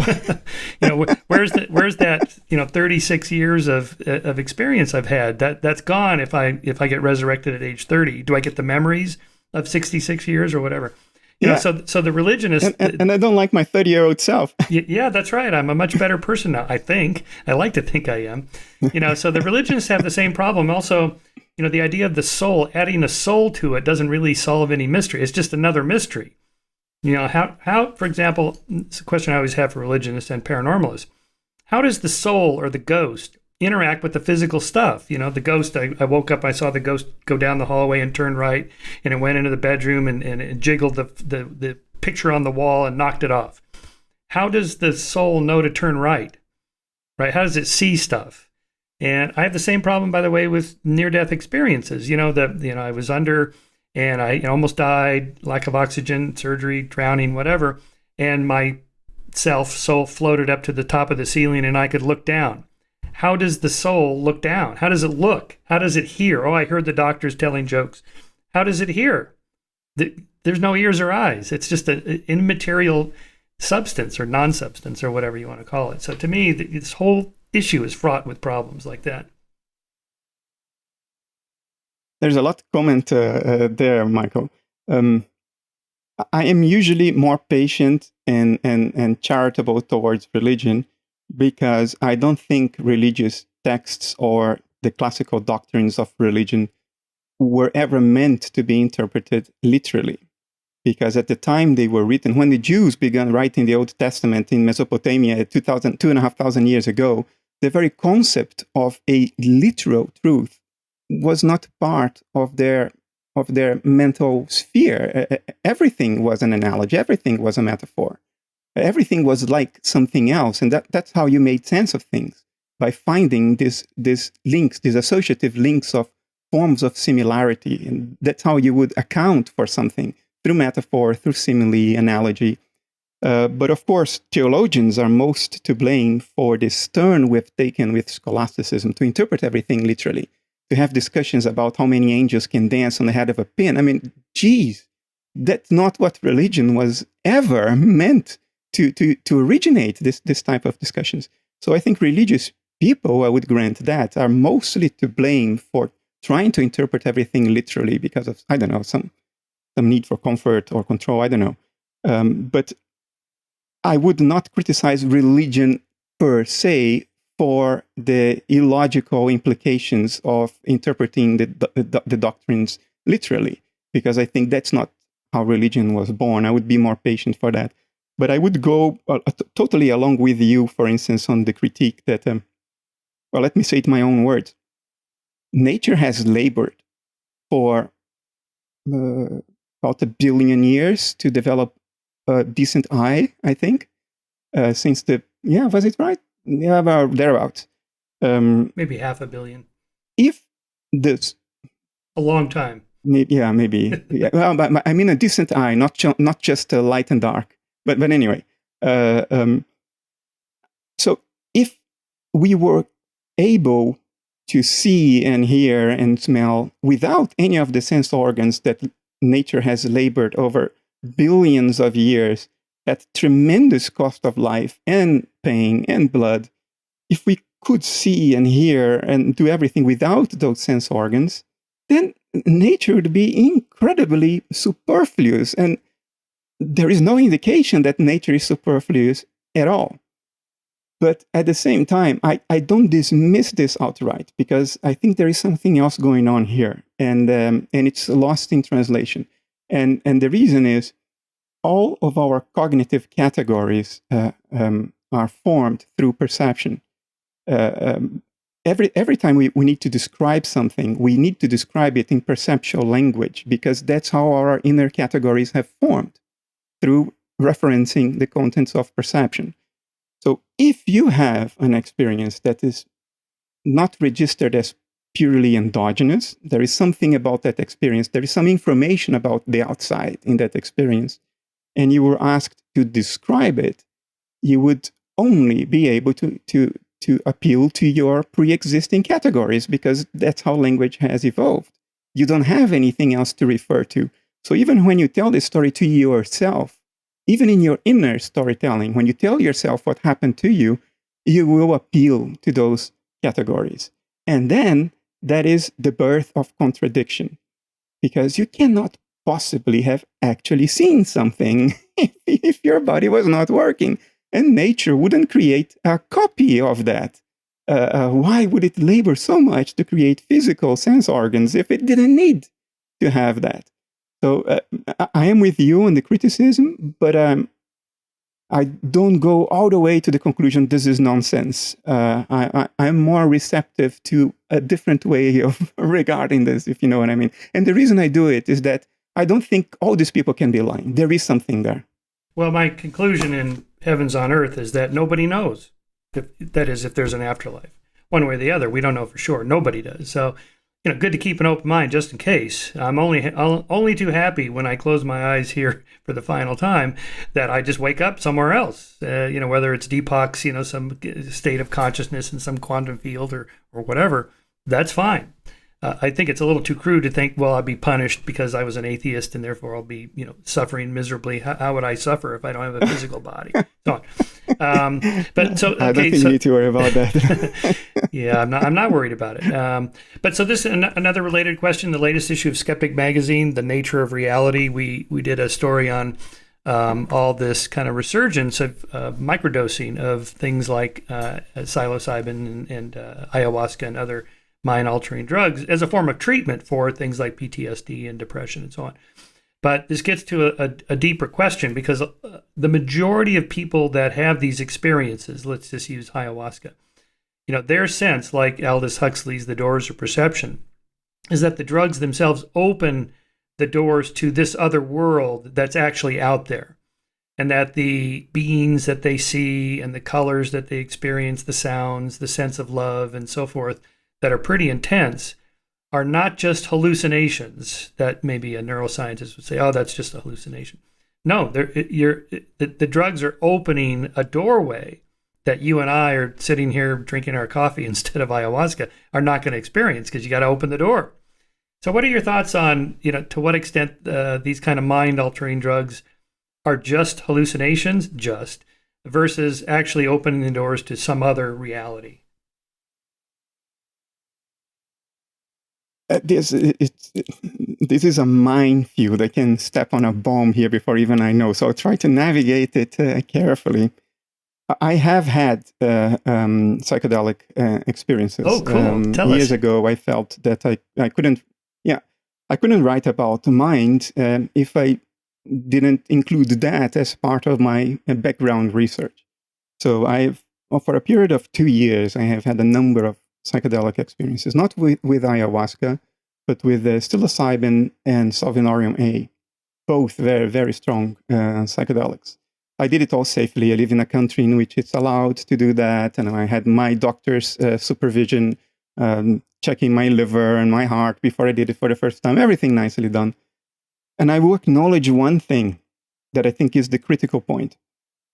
Your sense of reality during a psychedelic experience is extremely strong, way stronger than the sense of reality I have right now. The experience that you have is, this is more real than real. And that's how people normally report it. You will hear these words from a lot of trippers. It's more real than real. Now, at the same time, it is obvious that I was not physically in another dimension. I was not physically in another world. Because if my girlfriend would look on me, she would see me lying on my bed with my eyes closed and my ears closed. So I didn't physically go anywhere, even though it certainly feels like you are somewhere else physical. It feels like that. It feels like you are in an alien world with different dimensions and different laws of physics and logic, not only laws of physics. And there is a very, very palpable sense of hyper-reality to that. But it cannot be literal because I was here, my body was here. So what do I make of it? What I make of it is the following. It is our sense of reality that we have to be very careful about. The psychedelic trip is endogenous. You are not literally in another dimension, and yet you believed extremely strongly that it was real. Now, you believe that this is real right now? That's what you have to take into it. That's what you have to be very careful about now. It's about your belief in this reality as something outside mind. Because the psychedelic experience clearly was not outside mind. You were in mental space, your body were here. If you put 10 people around you, they would witness that your body never went anywhere. And yet you had that sense of reality. So it's this sense of reality right now about the world being outside mind. That's what we have to question. And beyond this one conclusion, I would be extremely cautious about what people call psychedelic gnosis. Some people come back and say, well, I talked to aliens in the Pleiades who told us that we are going to wreck the planet with global warming. Well, be very careful about that, because the directive of mind is to deceive itself, right? Any opportunity mind gets to deceive itself, it will do that, because that's the mechanism of reality creation. That's how you create reality, is mind deceiving itself that there is something outside mind. That's my view of it, Michael. So psychedelic gnosis, as taken literally, I think is very suspicious. What is reliable is the sense of hyperreality, but what you make of that is not to say the psychedelic trip was physical. No, it's to think, no, this is right now, this is mental. Yeah, my friend Michael Gazzaniga, who lives up here in Santa Barbara with me, and famous neuroscientist that did some of the early split brain experiments, also talks about some other memory disorders that people have. One of which was, he told about this woman that was in a hospital who was convinced she was home. And so the doctor took her down the hallway to the bank of elevators and said, well, what are these here? She goes, you have no idea how much it cost me to have these installed in my house. And so Michael's story about reason for telling this story is that we have this, what he calls the left brain, I think, narrator or something like that. That is, some part in our left brain constructs some probable explanation for why we did what we just did. So in the split brain, he would flash this sign, thirsty, or a Coca-Cola can or whatever, and the other side of the brain has no idea that it even saw this thing. And all of a sudden, the person gets up and says, well, I'm going to go over and get a Coke. Why? Well, I'm thirsty. So the brain is making up a story to explain, why it's doing what it's doing, even though, the doctor just made him do it, essentially. Which has implications for free will. But there's plenty of evidence for that. Even our own sense of self is defended and protected through this creative narrative making. Totally. We will always come up, even if our I think of all our memories are distorted, we'll come up with a story. Yeah, all autobiography is just almost a complete waste of time, because you have no idea why you did what you did. And, at this point in your life, when you decide to write your autobiography, you're just making shit up to explain why you did what you did when you were 12 and 18 or whatever. Yeah, it's pretty problematic. But okay, so I had another point on this. Talking about these different kinds of trips, I wrote about this also, that in Heavens on Earth, that, this idea, like Eben Alexander, who wrote this book, Proof of Heaven. And I know him. I've met him. We've done several shows together. I really like him. He's a Harvard-trained neurologist. He knows everything about the brain that I know, and a lot more. And yet, because the experience he had when he was in a coma, which, by the way, was an induced coma, because of this brain swelling he had from the virus. And it looks like the experiences he had, his near-death experience, happened when the doctor was bringing him out of the induced coma. So it was in this kind of fuzzy state between induced coma and full waking consciousness.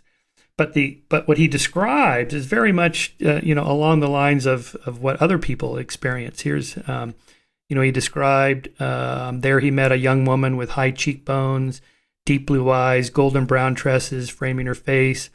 They were on a butterfly. In fact, millions of butterflies were all around us, fast fluttering waves of them, dipping down into the woods and coming back around us.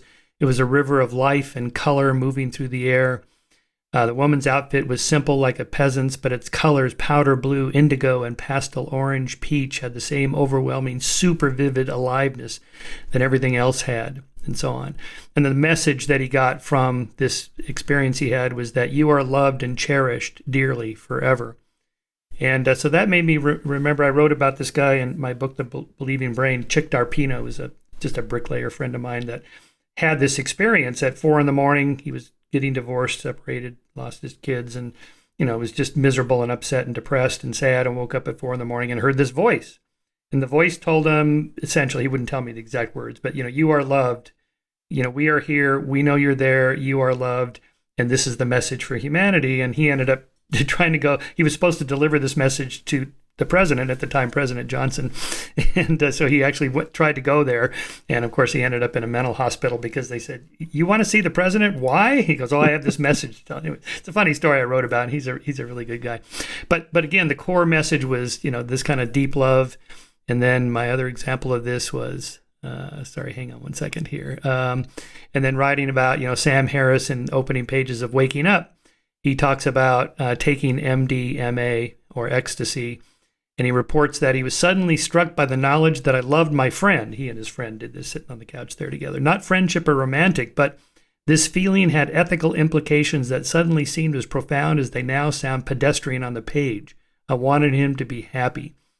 More than this, Harris says, came the insight that irrevocably transformed my sense of how good human life could be.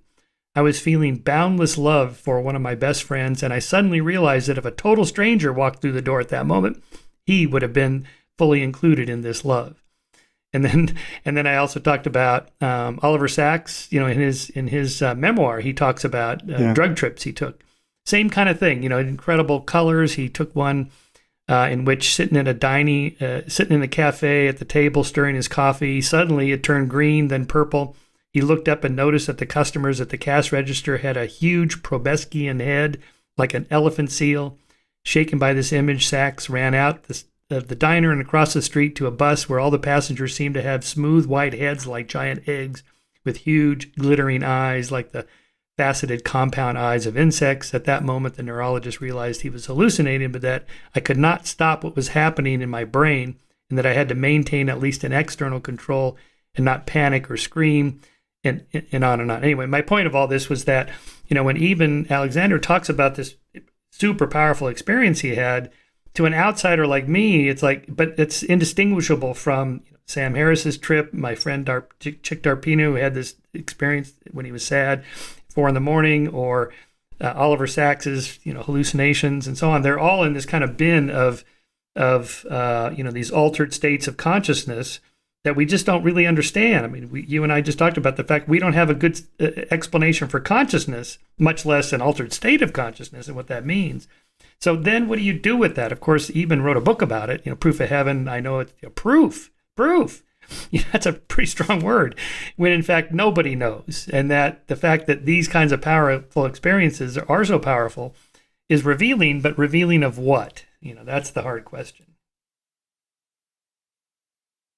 Well, he didn't choose the title of the book. By the way, his publisher chose, and I understand just as well as I know that we don't have the right to choose the titles or cover of our books. We surrender those rights immediately upon signing a contract. Look, regarding Eben personally, I am quite convinced that he is sincere. Now, I could speak for half an hour why, but I'll just leave it there. I do think the criticism of that we cannot know exactly when the experience happened, and I'm not talking now about Eben specifically, but I think that is a valid question to ask. When did the experience happen?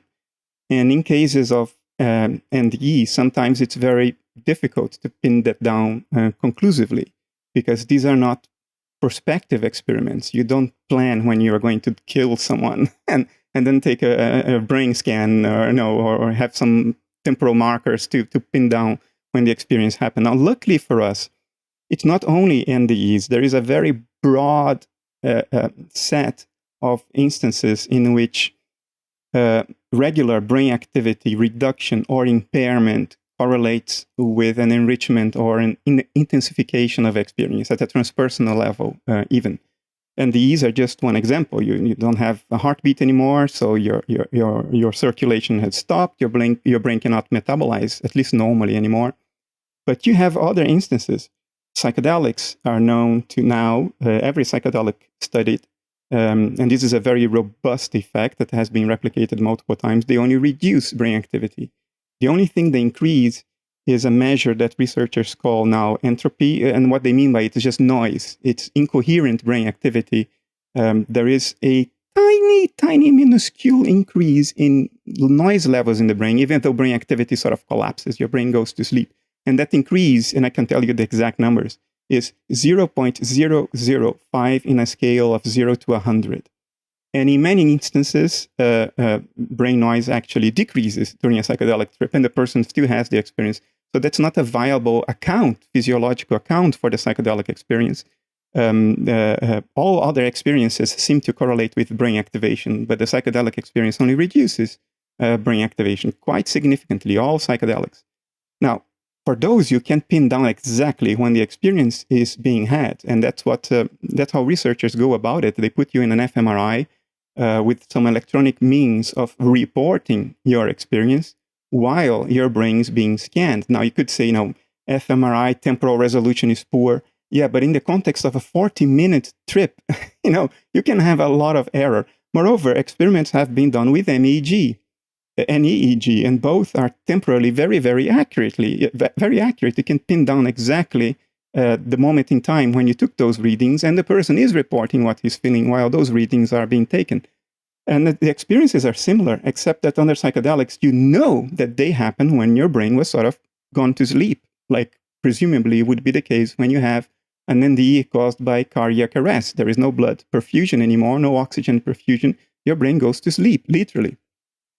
Now, there are many more instances. There was a neuroimaging study done in Brazil. They took self-proclaimed mediums and a control group, and they put them all under an fMRI scanner, and they asked them to write in trance or outside trance. And it turned out that the brain activity of the mediums significantly reduced in all areas of the brain engaged with writing text, while they were writing text in trance. And the text they wrote in trance scored higher on a scale of complexity than text they wrote outside of trance. And that's something you cannot question the timing in which the readings were taken. They were instrumented and writing things down. The temporal correlation is very precise. I could go on and on with this, Michael, but what I mean is there are instances in which we cannot be sure of the moment when the experience occurred. But there are many other instances of very analogous experiences with the same essence, so to say, in which we can be sure of that. And that, I think, is something we should take seriously, because it also resonates with the entire history of human beings. I mean, initiatory rituals the world over in pre-literate cultures, what do they do to give young people insight into the true nature of reality? They make them exhaust themselves or ingest poison or sweat for 3 days in a sweat lodge and dehydrate and not drink and not eat and be punished physically. And what do you think that does with the brain physiology, with the normal operation of the brain?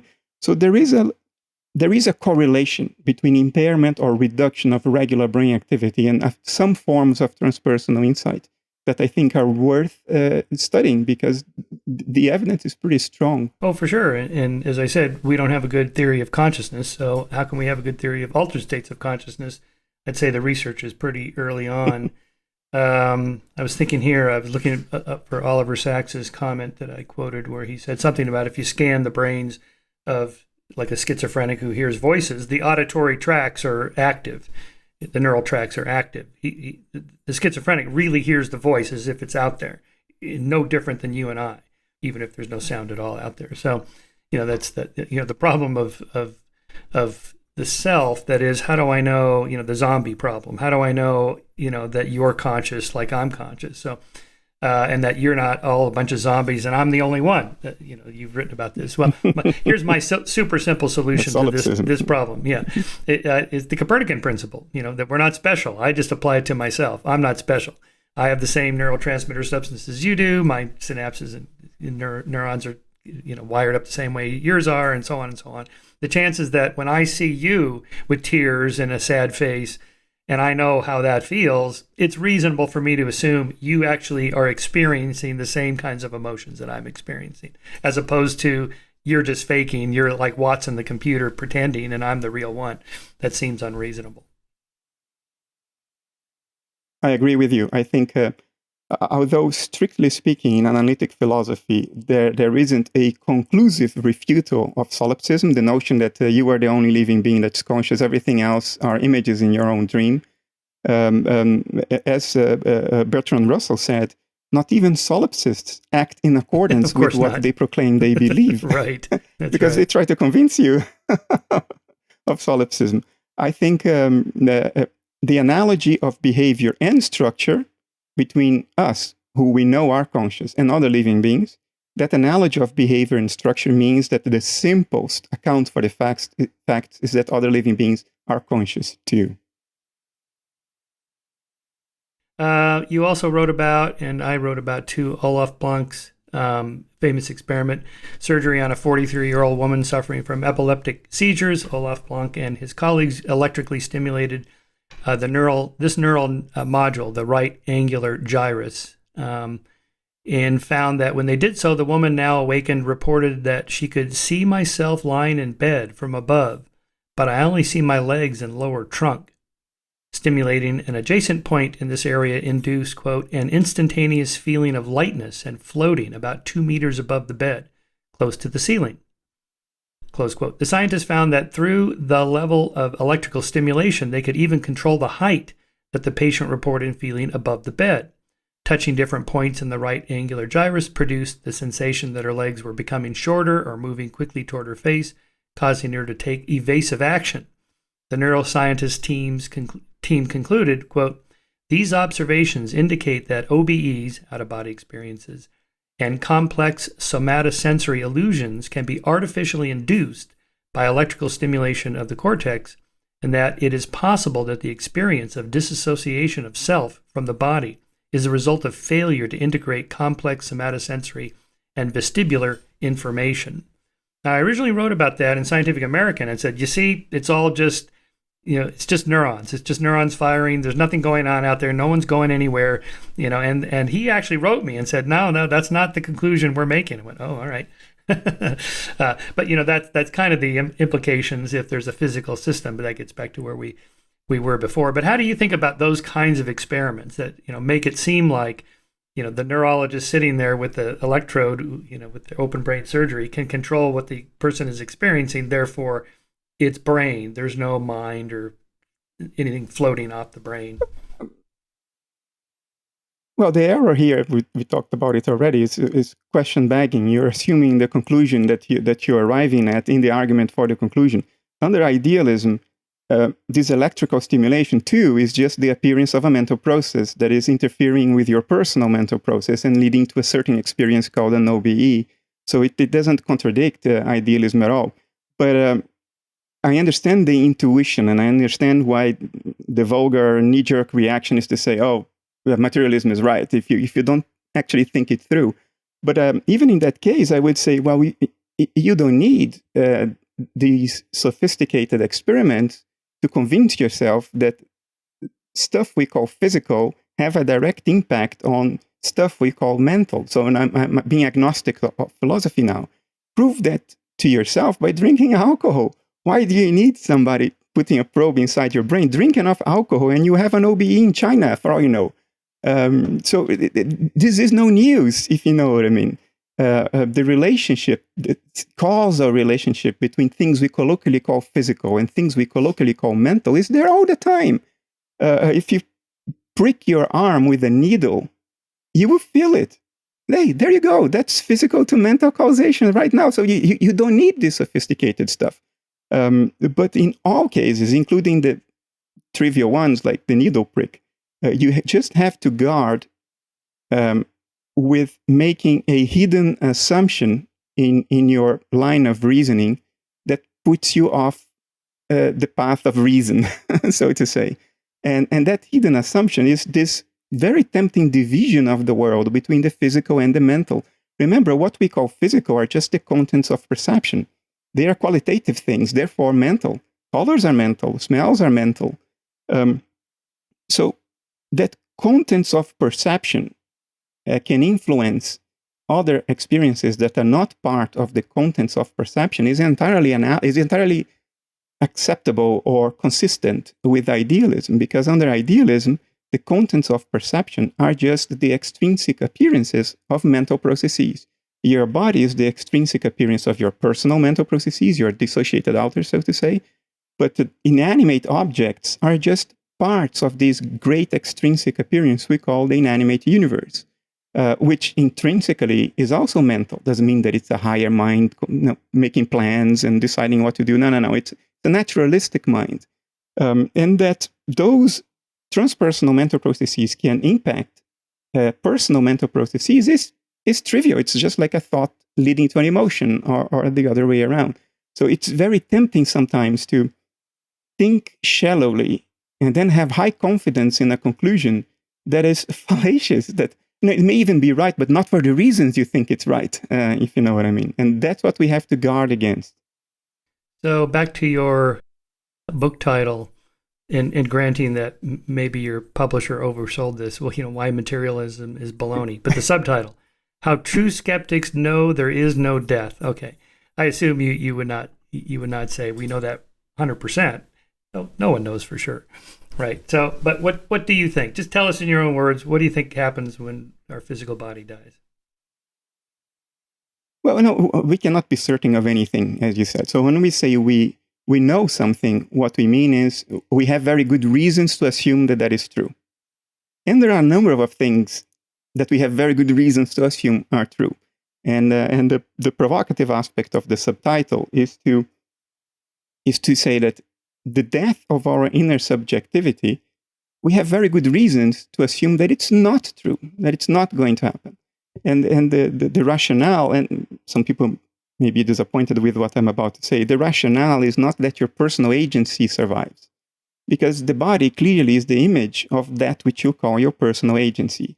So if the body disappears, then the thing it's an image of cannot preserve its integrity, right?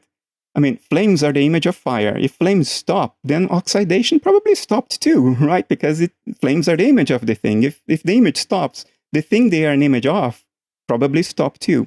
So I think our personal agencies stop. But I also think that if you have developed over time a discipline of introspection, that you are not just very superficial about your notion of self, that you have dug deeper, and you realize that what you call yourself actually is a sort of bare core subjectivity, a sort of a field of subjectivity, but not necessarily with particular contents or a specific narrative of self. If you have come to the point that you realize that that's what you actually are, everything else is just stuff happening to you or in you or around you. If you come to that realization, then that core subjectivity has nowhere to go, because I would say it's the bottom level of reality. It's the same in you and me. We all have the same core subjectivity. It's the same in the fish. And I would say it's the same core subjectivity that underlies the inanimate universe as a whole. It's not a thinking subjectivity. It's not a metacognitive subjectivity. It's not sophisticated.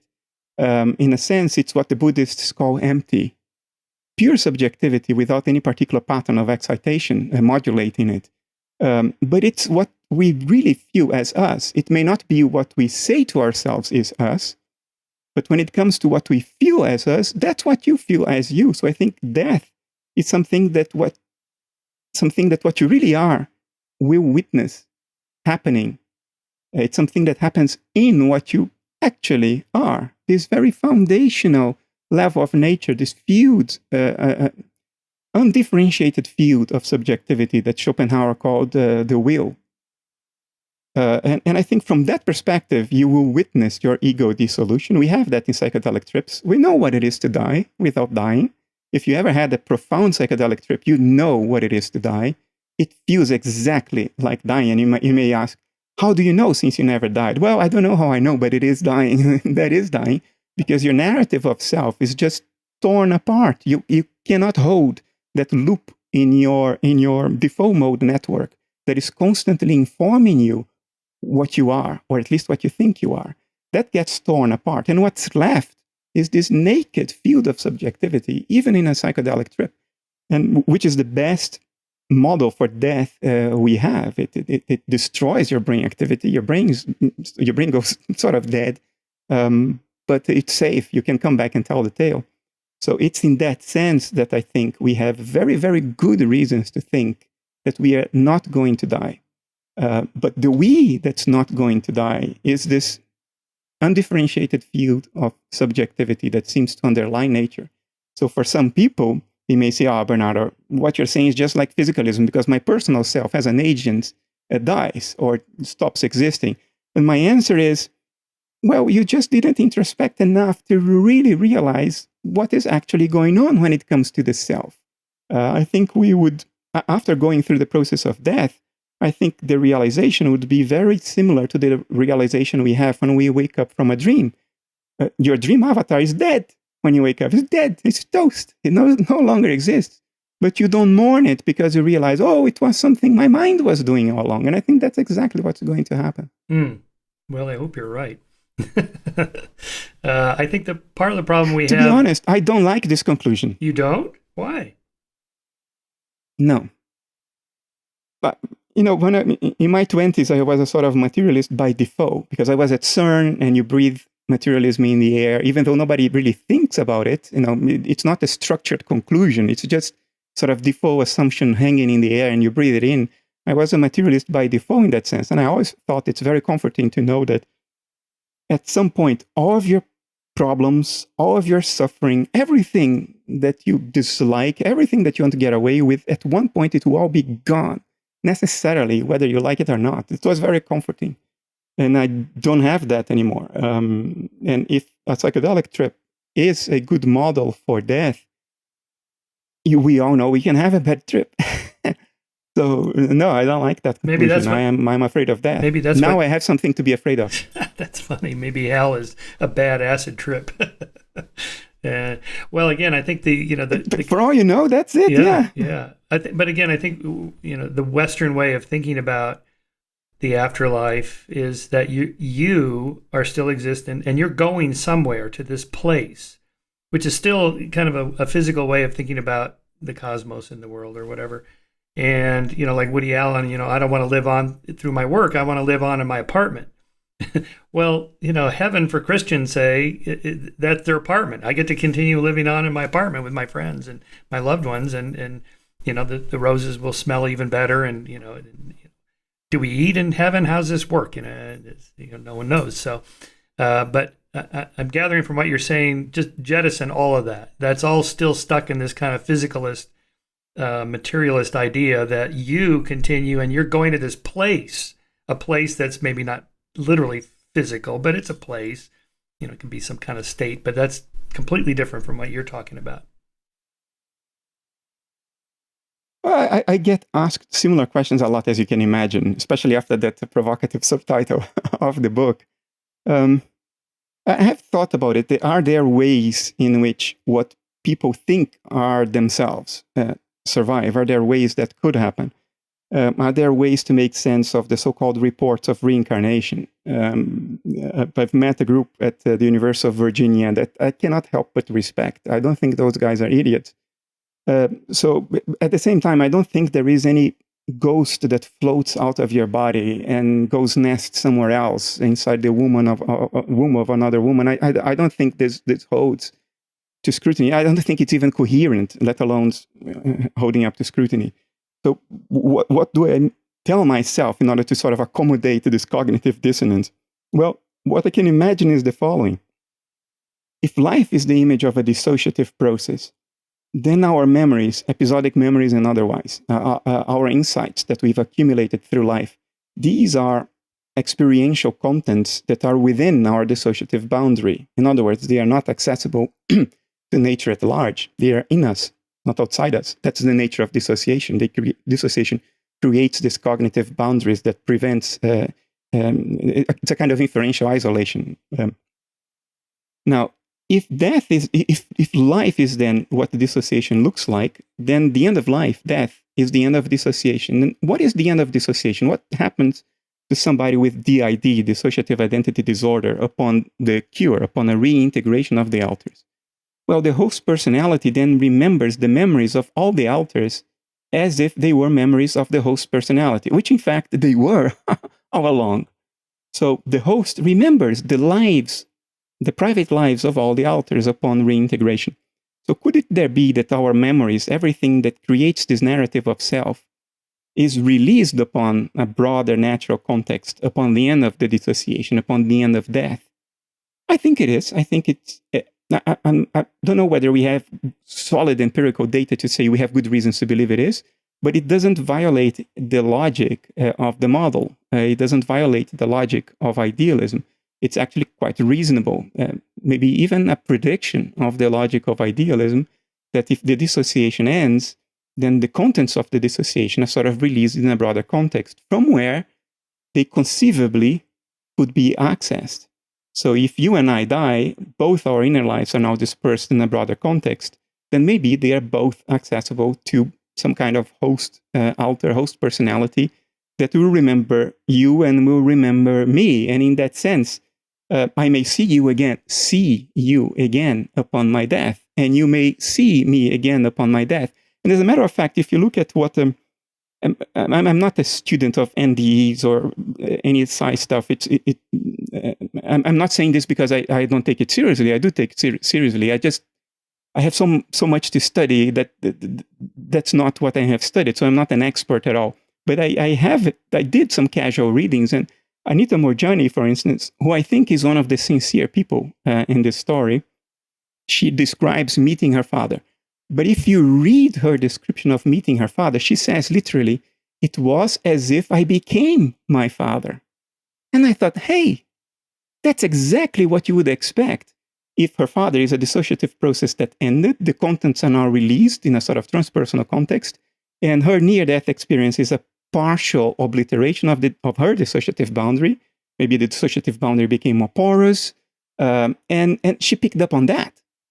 So she picked up on the first person perspective of the mental processes that you use to constitute the alter called her father. So she met her father not from the outside, but from the inside perspective. And I thought, hey, this is interesting. I know that literature pretty well. I've written quite a bit about it. But again, now rethinking it in the context of this conversation, it could be they're all writing about this from this kind of Western materialist perspective, that the self lifts off the brain. It's still a unit. It goes to this other place where the other people that we know and love are there, and they greet us and they say hi, and we see the colors and so on. That's still locked into that kind of Western way of thinking. If your interpretation is right, maybe all these narratives need to be reinterpreted in this. If that, just another way of looking at it, which could be true. Maybe it's what has always happened. Historically, that's what always has happened in a so-called change of paradigm, like Thomas Kuhn wrote.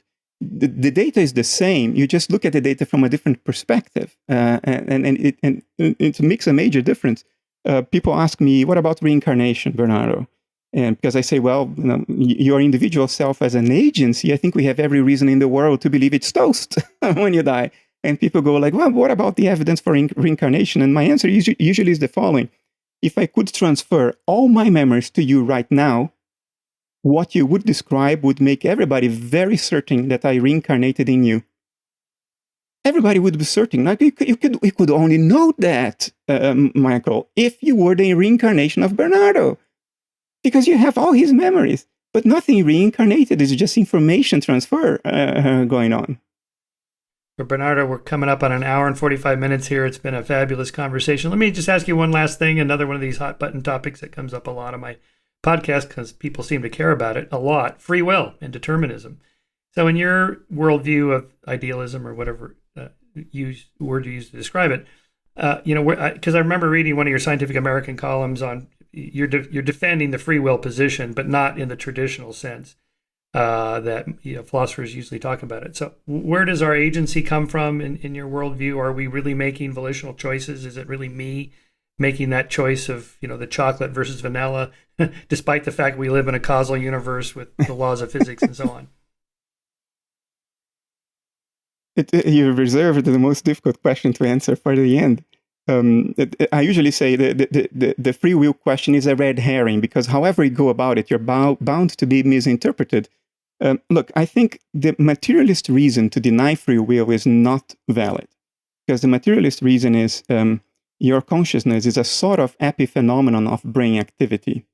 Therefore, you're not free to choose because what is actually choosing are the mechanical processes of your neurons.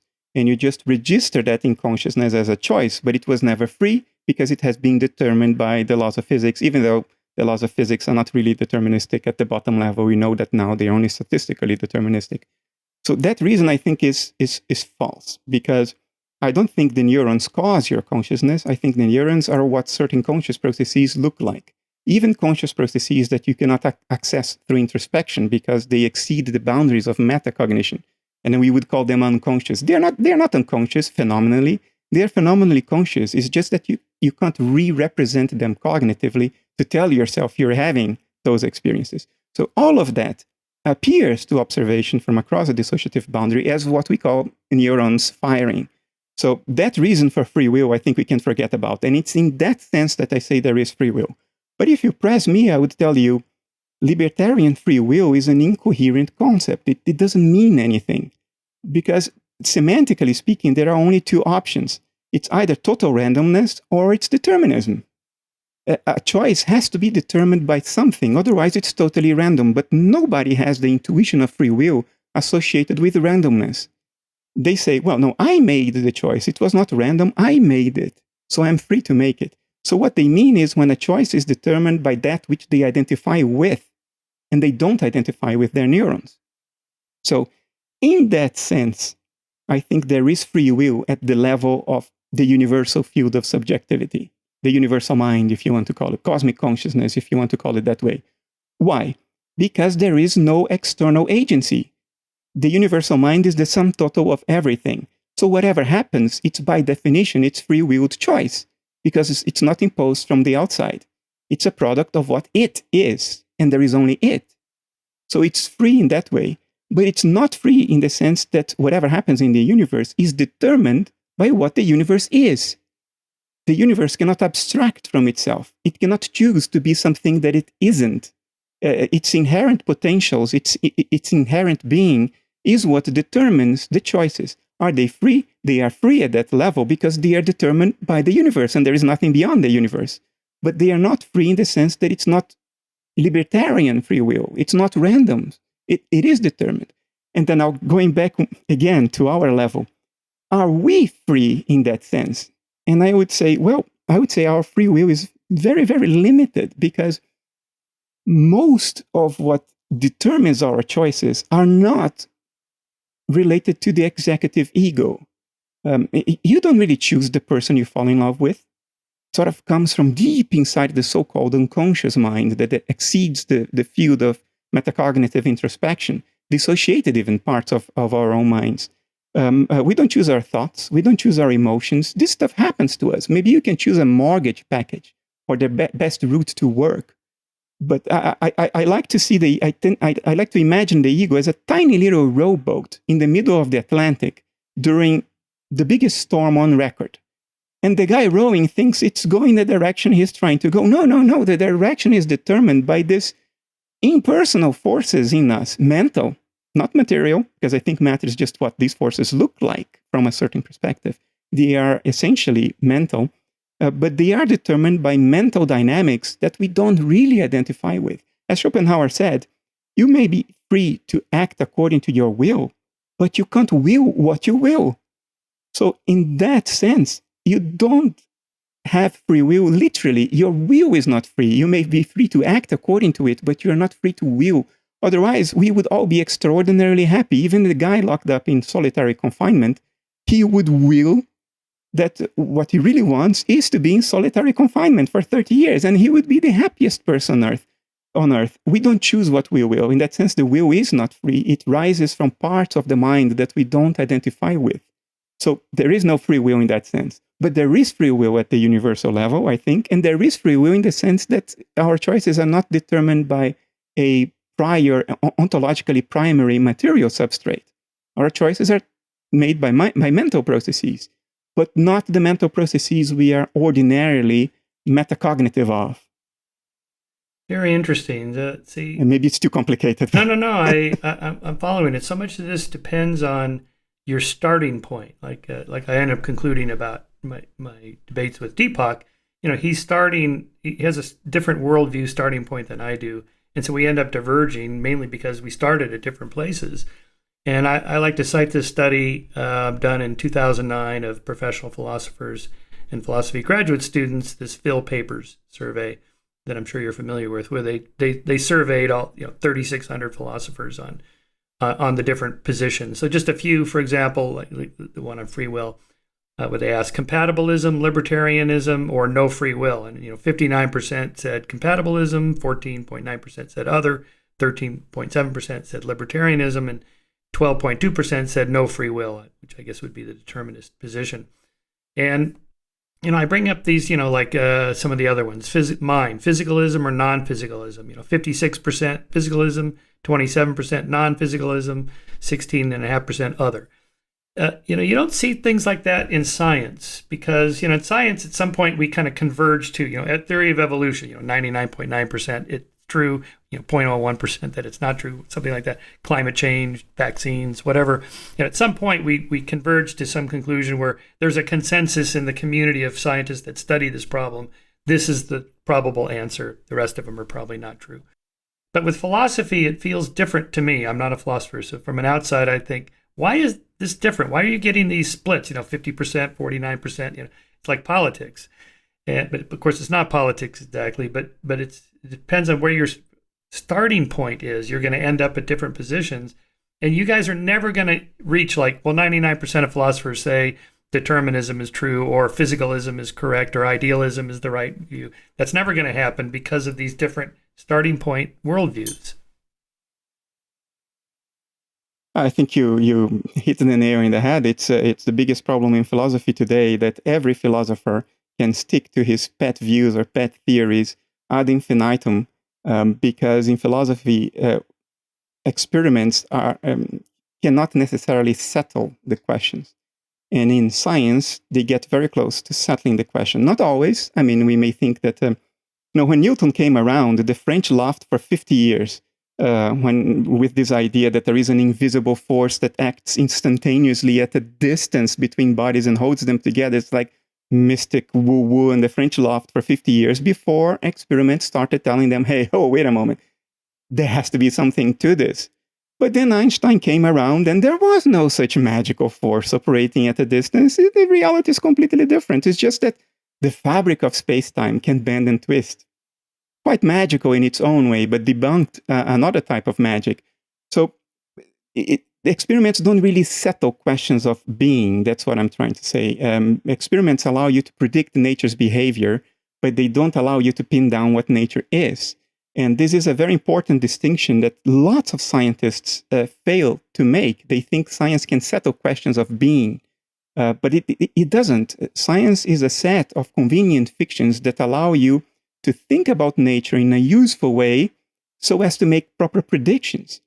Subatomic particles and quantum fields, and let's take the Higgs boson. We think it's a thing that has been proven to exist. It's not. Nobody ever measured the Higgs boson. It decays before it interacts with the measurement equipment. What we see is the trash the Higgs boson leaves behind. And we can sort of reconstruct the so-called Higgs boson based on certain theoretical models. And even that, when you look at that, did we see the Higgs boson? Did we see the trash? No, we didn't even see the trash because it's just a histogram on a computer. The whole thing is based on models. So it's important that we be aware of that science doesn't tell us what the world is. It tells us how the world behaves. But science does inform philosophy. Because if you have a philosophical position that contradicts the scientifically proven behavior of the world, then your philosophical model is just wrong. And you have to abandon it. Because it's not nature that has to conform to philosophy. It's philosophy that has to conform to nature. So science does inform philosophy, but it doesn't settle philosophical questions.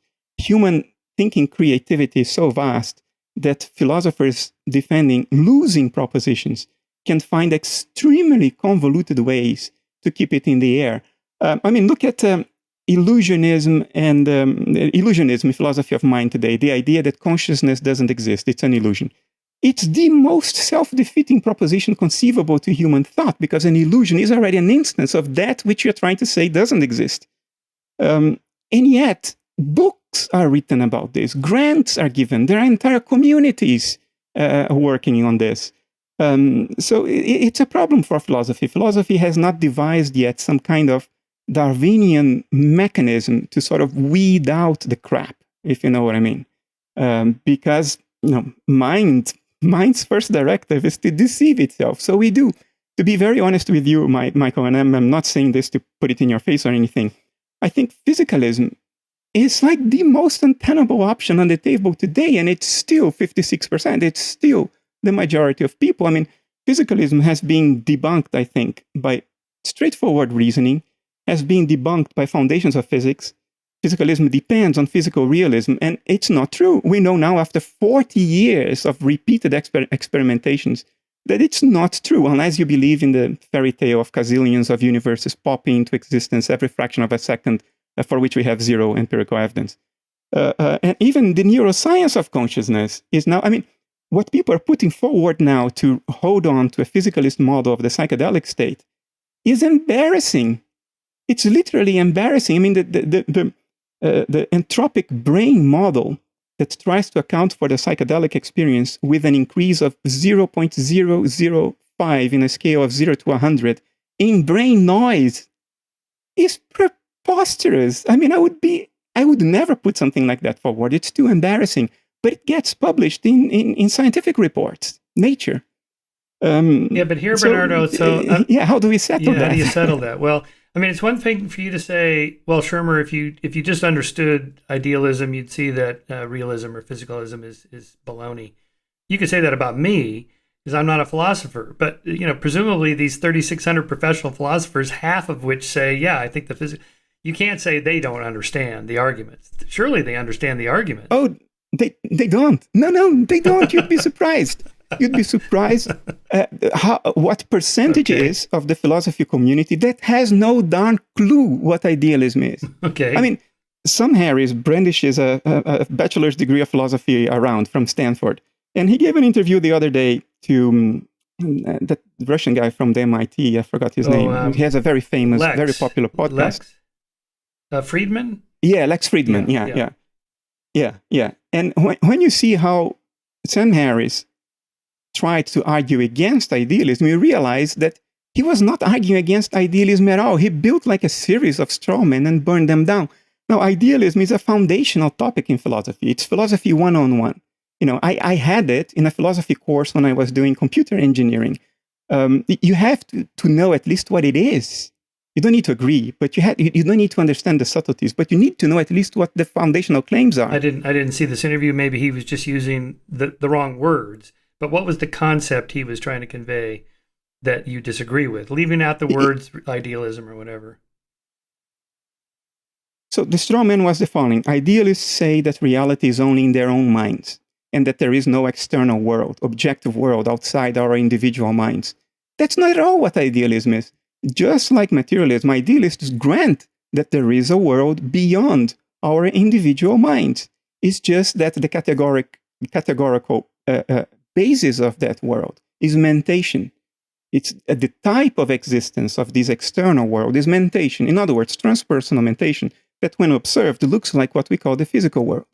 Now, no idealist denies that there is a objective world we all share. The dispute is solely about what physicality is. Is physicality the essence or is physicality just the appearance? And idealists would say physicality is the appearance, is what shows up on the dashboard of dials of our sense organs.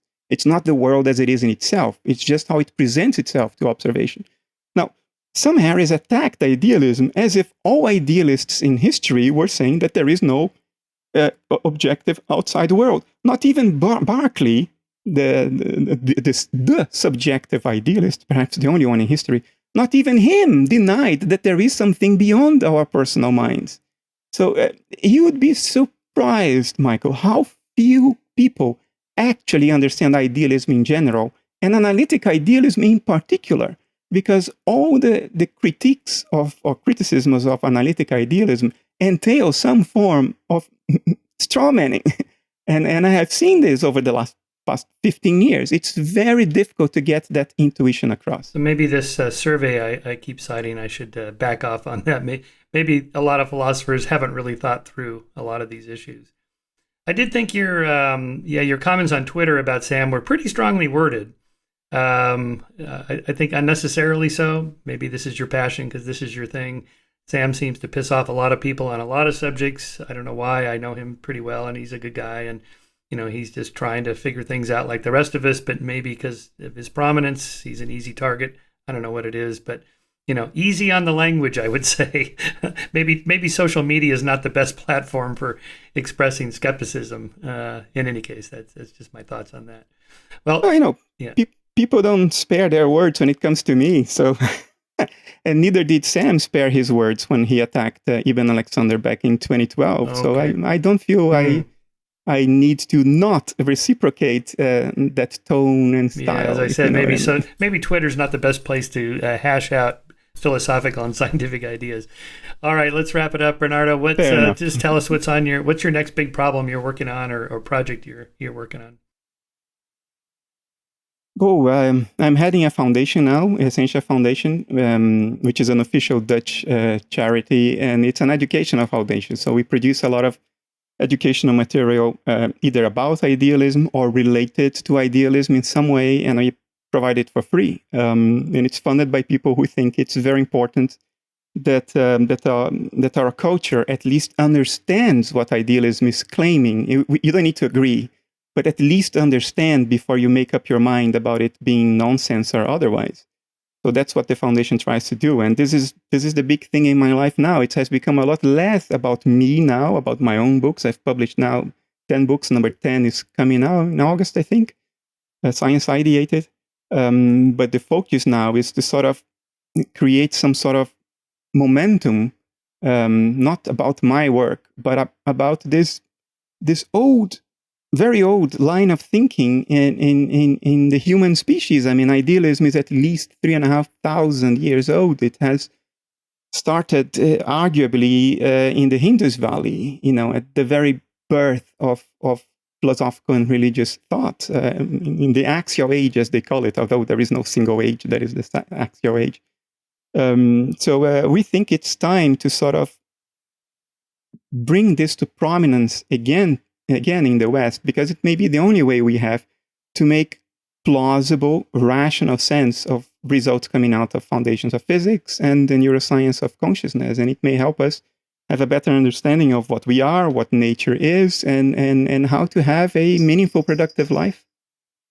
I was going to read this to you at the beginning of the podcast, but now I'll read it to you at the end from Ludwig Wittgenstein in his 1921 Tractatus Logico-Philosophicus. The real question... Tractatus Logico-Philosophicus. Yes, thank you. The real question of life after death isn't whether or not it exists, but even if it does, what problem this really solves. So how would you answer that question for idealism? Whether you're right or not, let's say you are, what problem does it solve? Why should we care? I'm not too worried about life after death because, it will either not come or come. And there's nothing I can do to change what's going to happen. I'm more worried about the now, about how we live our lives. And I think we have given undue rational substantiation to the idea that life has no meaning and no purpose. I think this is a rushed conclusion. If it is true, then so be it. We have to bite the bullet. My commitment is to truth, not to a good feeling. But I don't think we have good reasons at all to think it is true. I think it reflects a rush to judgment, a kind of arrogant ability to decree something about nature that we just do not know. And part of the motivation for our thinking that there is no meaning is it's the materialist or physicalist perspective that the world is not the image of something else. It's not pointing at anything. It doesn't have meaning in the semantic sense that it's portraying something else behind it from where we look at it. According to physicalism, the world is what it is. It is its own meaning. There's nothing behind it. It's not suggesting anything. It's not pointing at anything. It's just what is. And I don't think that's true. I don't think physicality is the bottom layer of reality. If you think it is, you run into all kinds of logical problems and empirical problems. I think physicality is the appearance of what is underneath. And in that sense, life in the world has a literal semantic meaning again, because it's valid for you to ask, what does this all mean? It is now a rationally substantiated question to ask. It's a valid question to ask. If you're suffering, you may ask, what does this all mean? It's valid to say that. Yeah, this is what I take from Deepak's worldview is that his answer to this question would be something like the problem it solves is suffering, or being caught up in the now, the day-to-day trivialities, the thought flooding about things that your boss said or your spouse said or the things you're worried about. Just drop all that. This is Eckhart Tolle's, the power of now. The past has already happened. You can't change it. The future hasn't happened yet. So this is it right now. That's it. That's all we have. And, I remember Leonard Mlodinow and I, the physicist, went to an appearance with Deepak and Eckhart Tolle together. I mean, this was legendary at the Shrine Auditorium in Los Angeles. Like 3,000 people, each paid a couple $100 a ticket. It was astonishing. And these are pretty well-off people. I mean, there were a lot of Teslas and Lexuses parked in the parking lot, right? So, a lot of Hollywood people there. And it's like, all right, what are they getting out of this? And Deepak and Eckhart were, just walking around like in socks and, casual T-shirt and jeans and just talking about, the power of now, essentially. And, just drop all this materialist stuff. And that I gathered to be the Buddhist perspective, that a lot of our suffering comes from the being caught up in the ego, which is buried in this materialist worldview in which we look for purpose in, what happened yesterday or tomorrow, and we're missing the bigger picture. Yeah, I may differ slightly from that. Well, maybe not even slightly, but I don't think that we need to eradicate suffering. I think it would be, from a natural perspective, counterproductive. And I'll tell you why. All the good ideas I have had in my life originated in moments of suffering. If I'm not suffering, I'm not thinking deeply about things. I'm not being stopped by nature and saying, okay, shit, what now? And then you start thinking. If you're having fun all the time, you sort of glide through nature without really introspecting and thinking about the issues. So I don't think suffering is the enemy. I think suffering is the engine of insight. I think the enemy is nihilism. Is when you think that your suffering is for nothing. That's the problem. It's this idea that suffering has no meaning. It's for nothing. You're suffering for nothing. I think that is the enemy. I think we have to sort of learn to embrace suffering, but realizing that it has meaning, that this whole game of nature and life is a mental game. And in any mental game, the goal is always some form of insight. Because it can't be anything else. There's nothing else for it to be. But insight as goal is powerful. It's not nihilistic at all. So yeah, I'm okay with suffering. I think suffering is an intrinsic part of nature.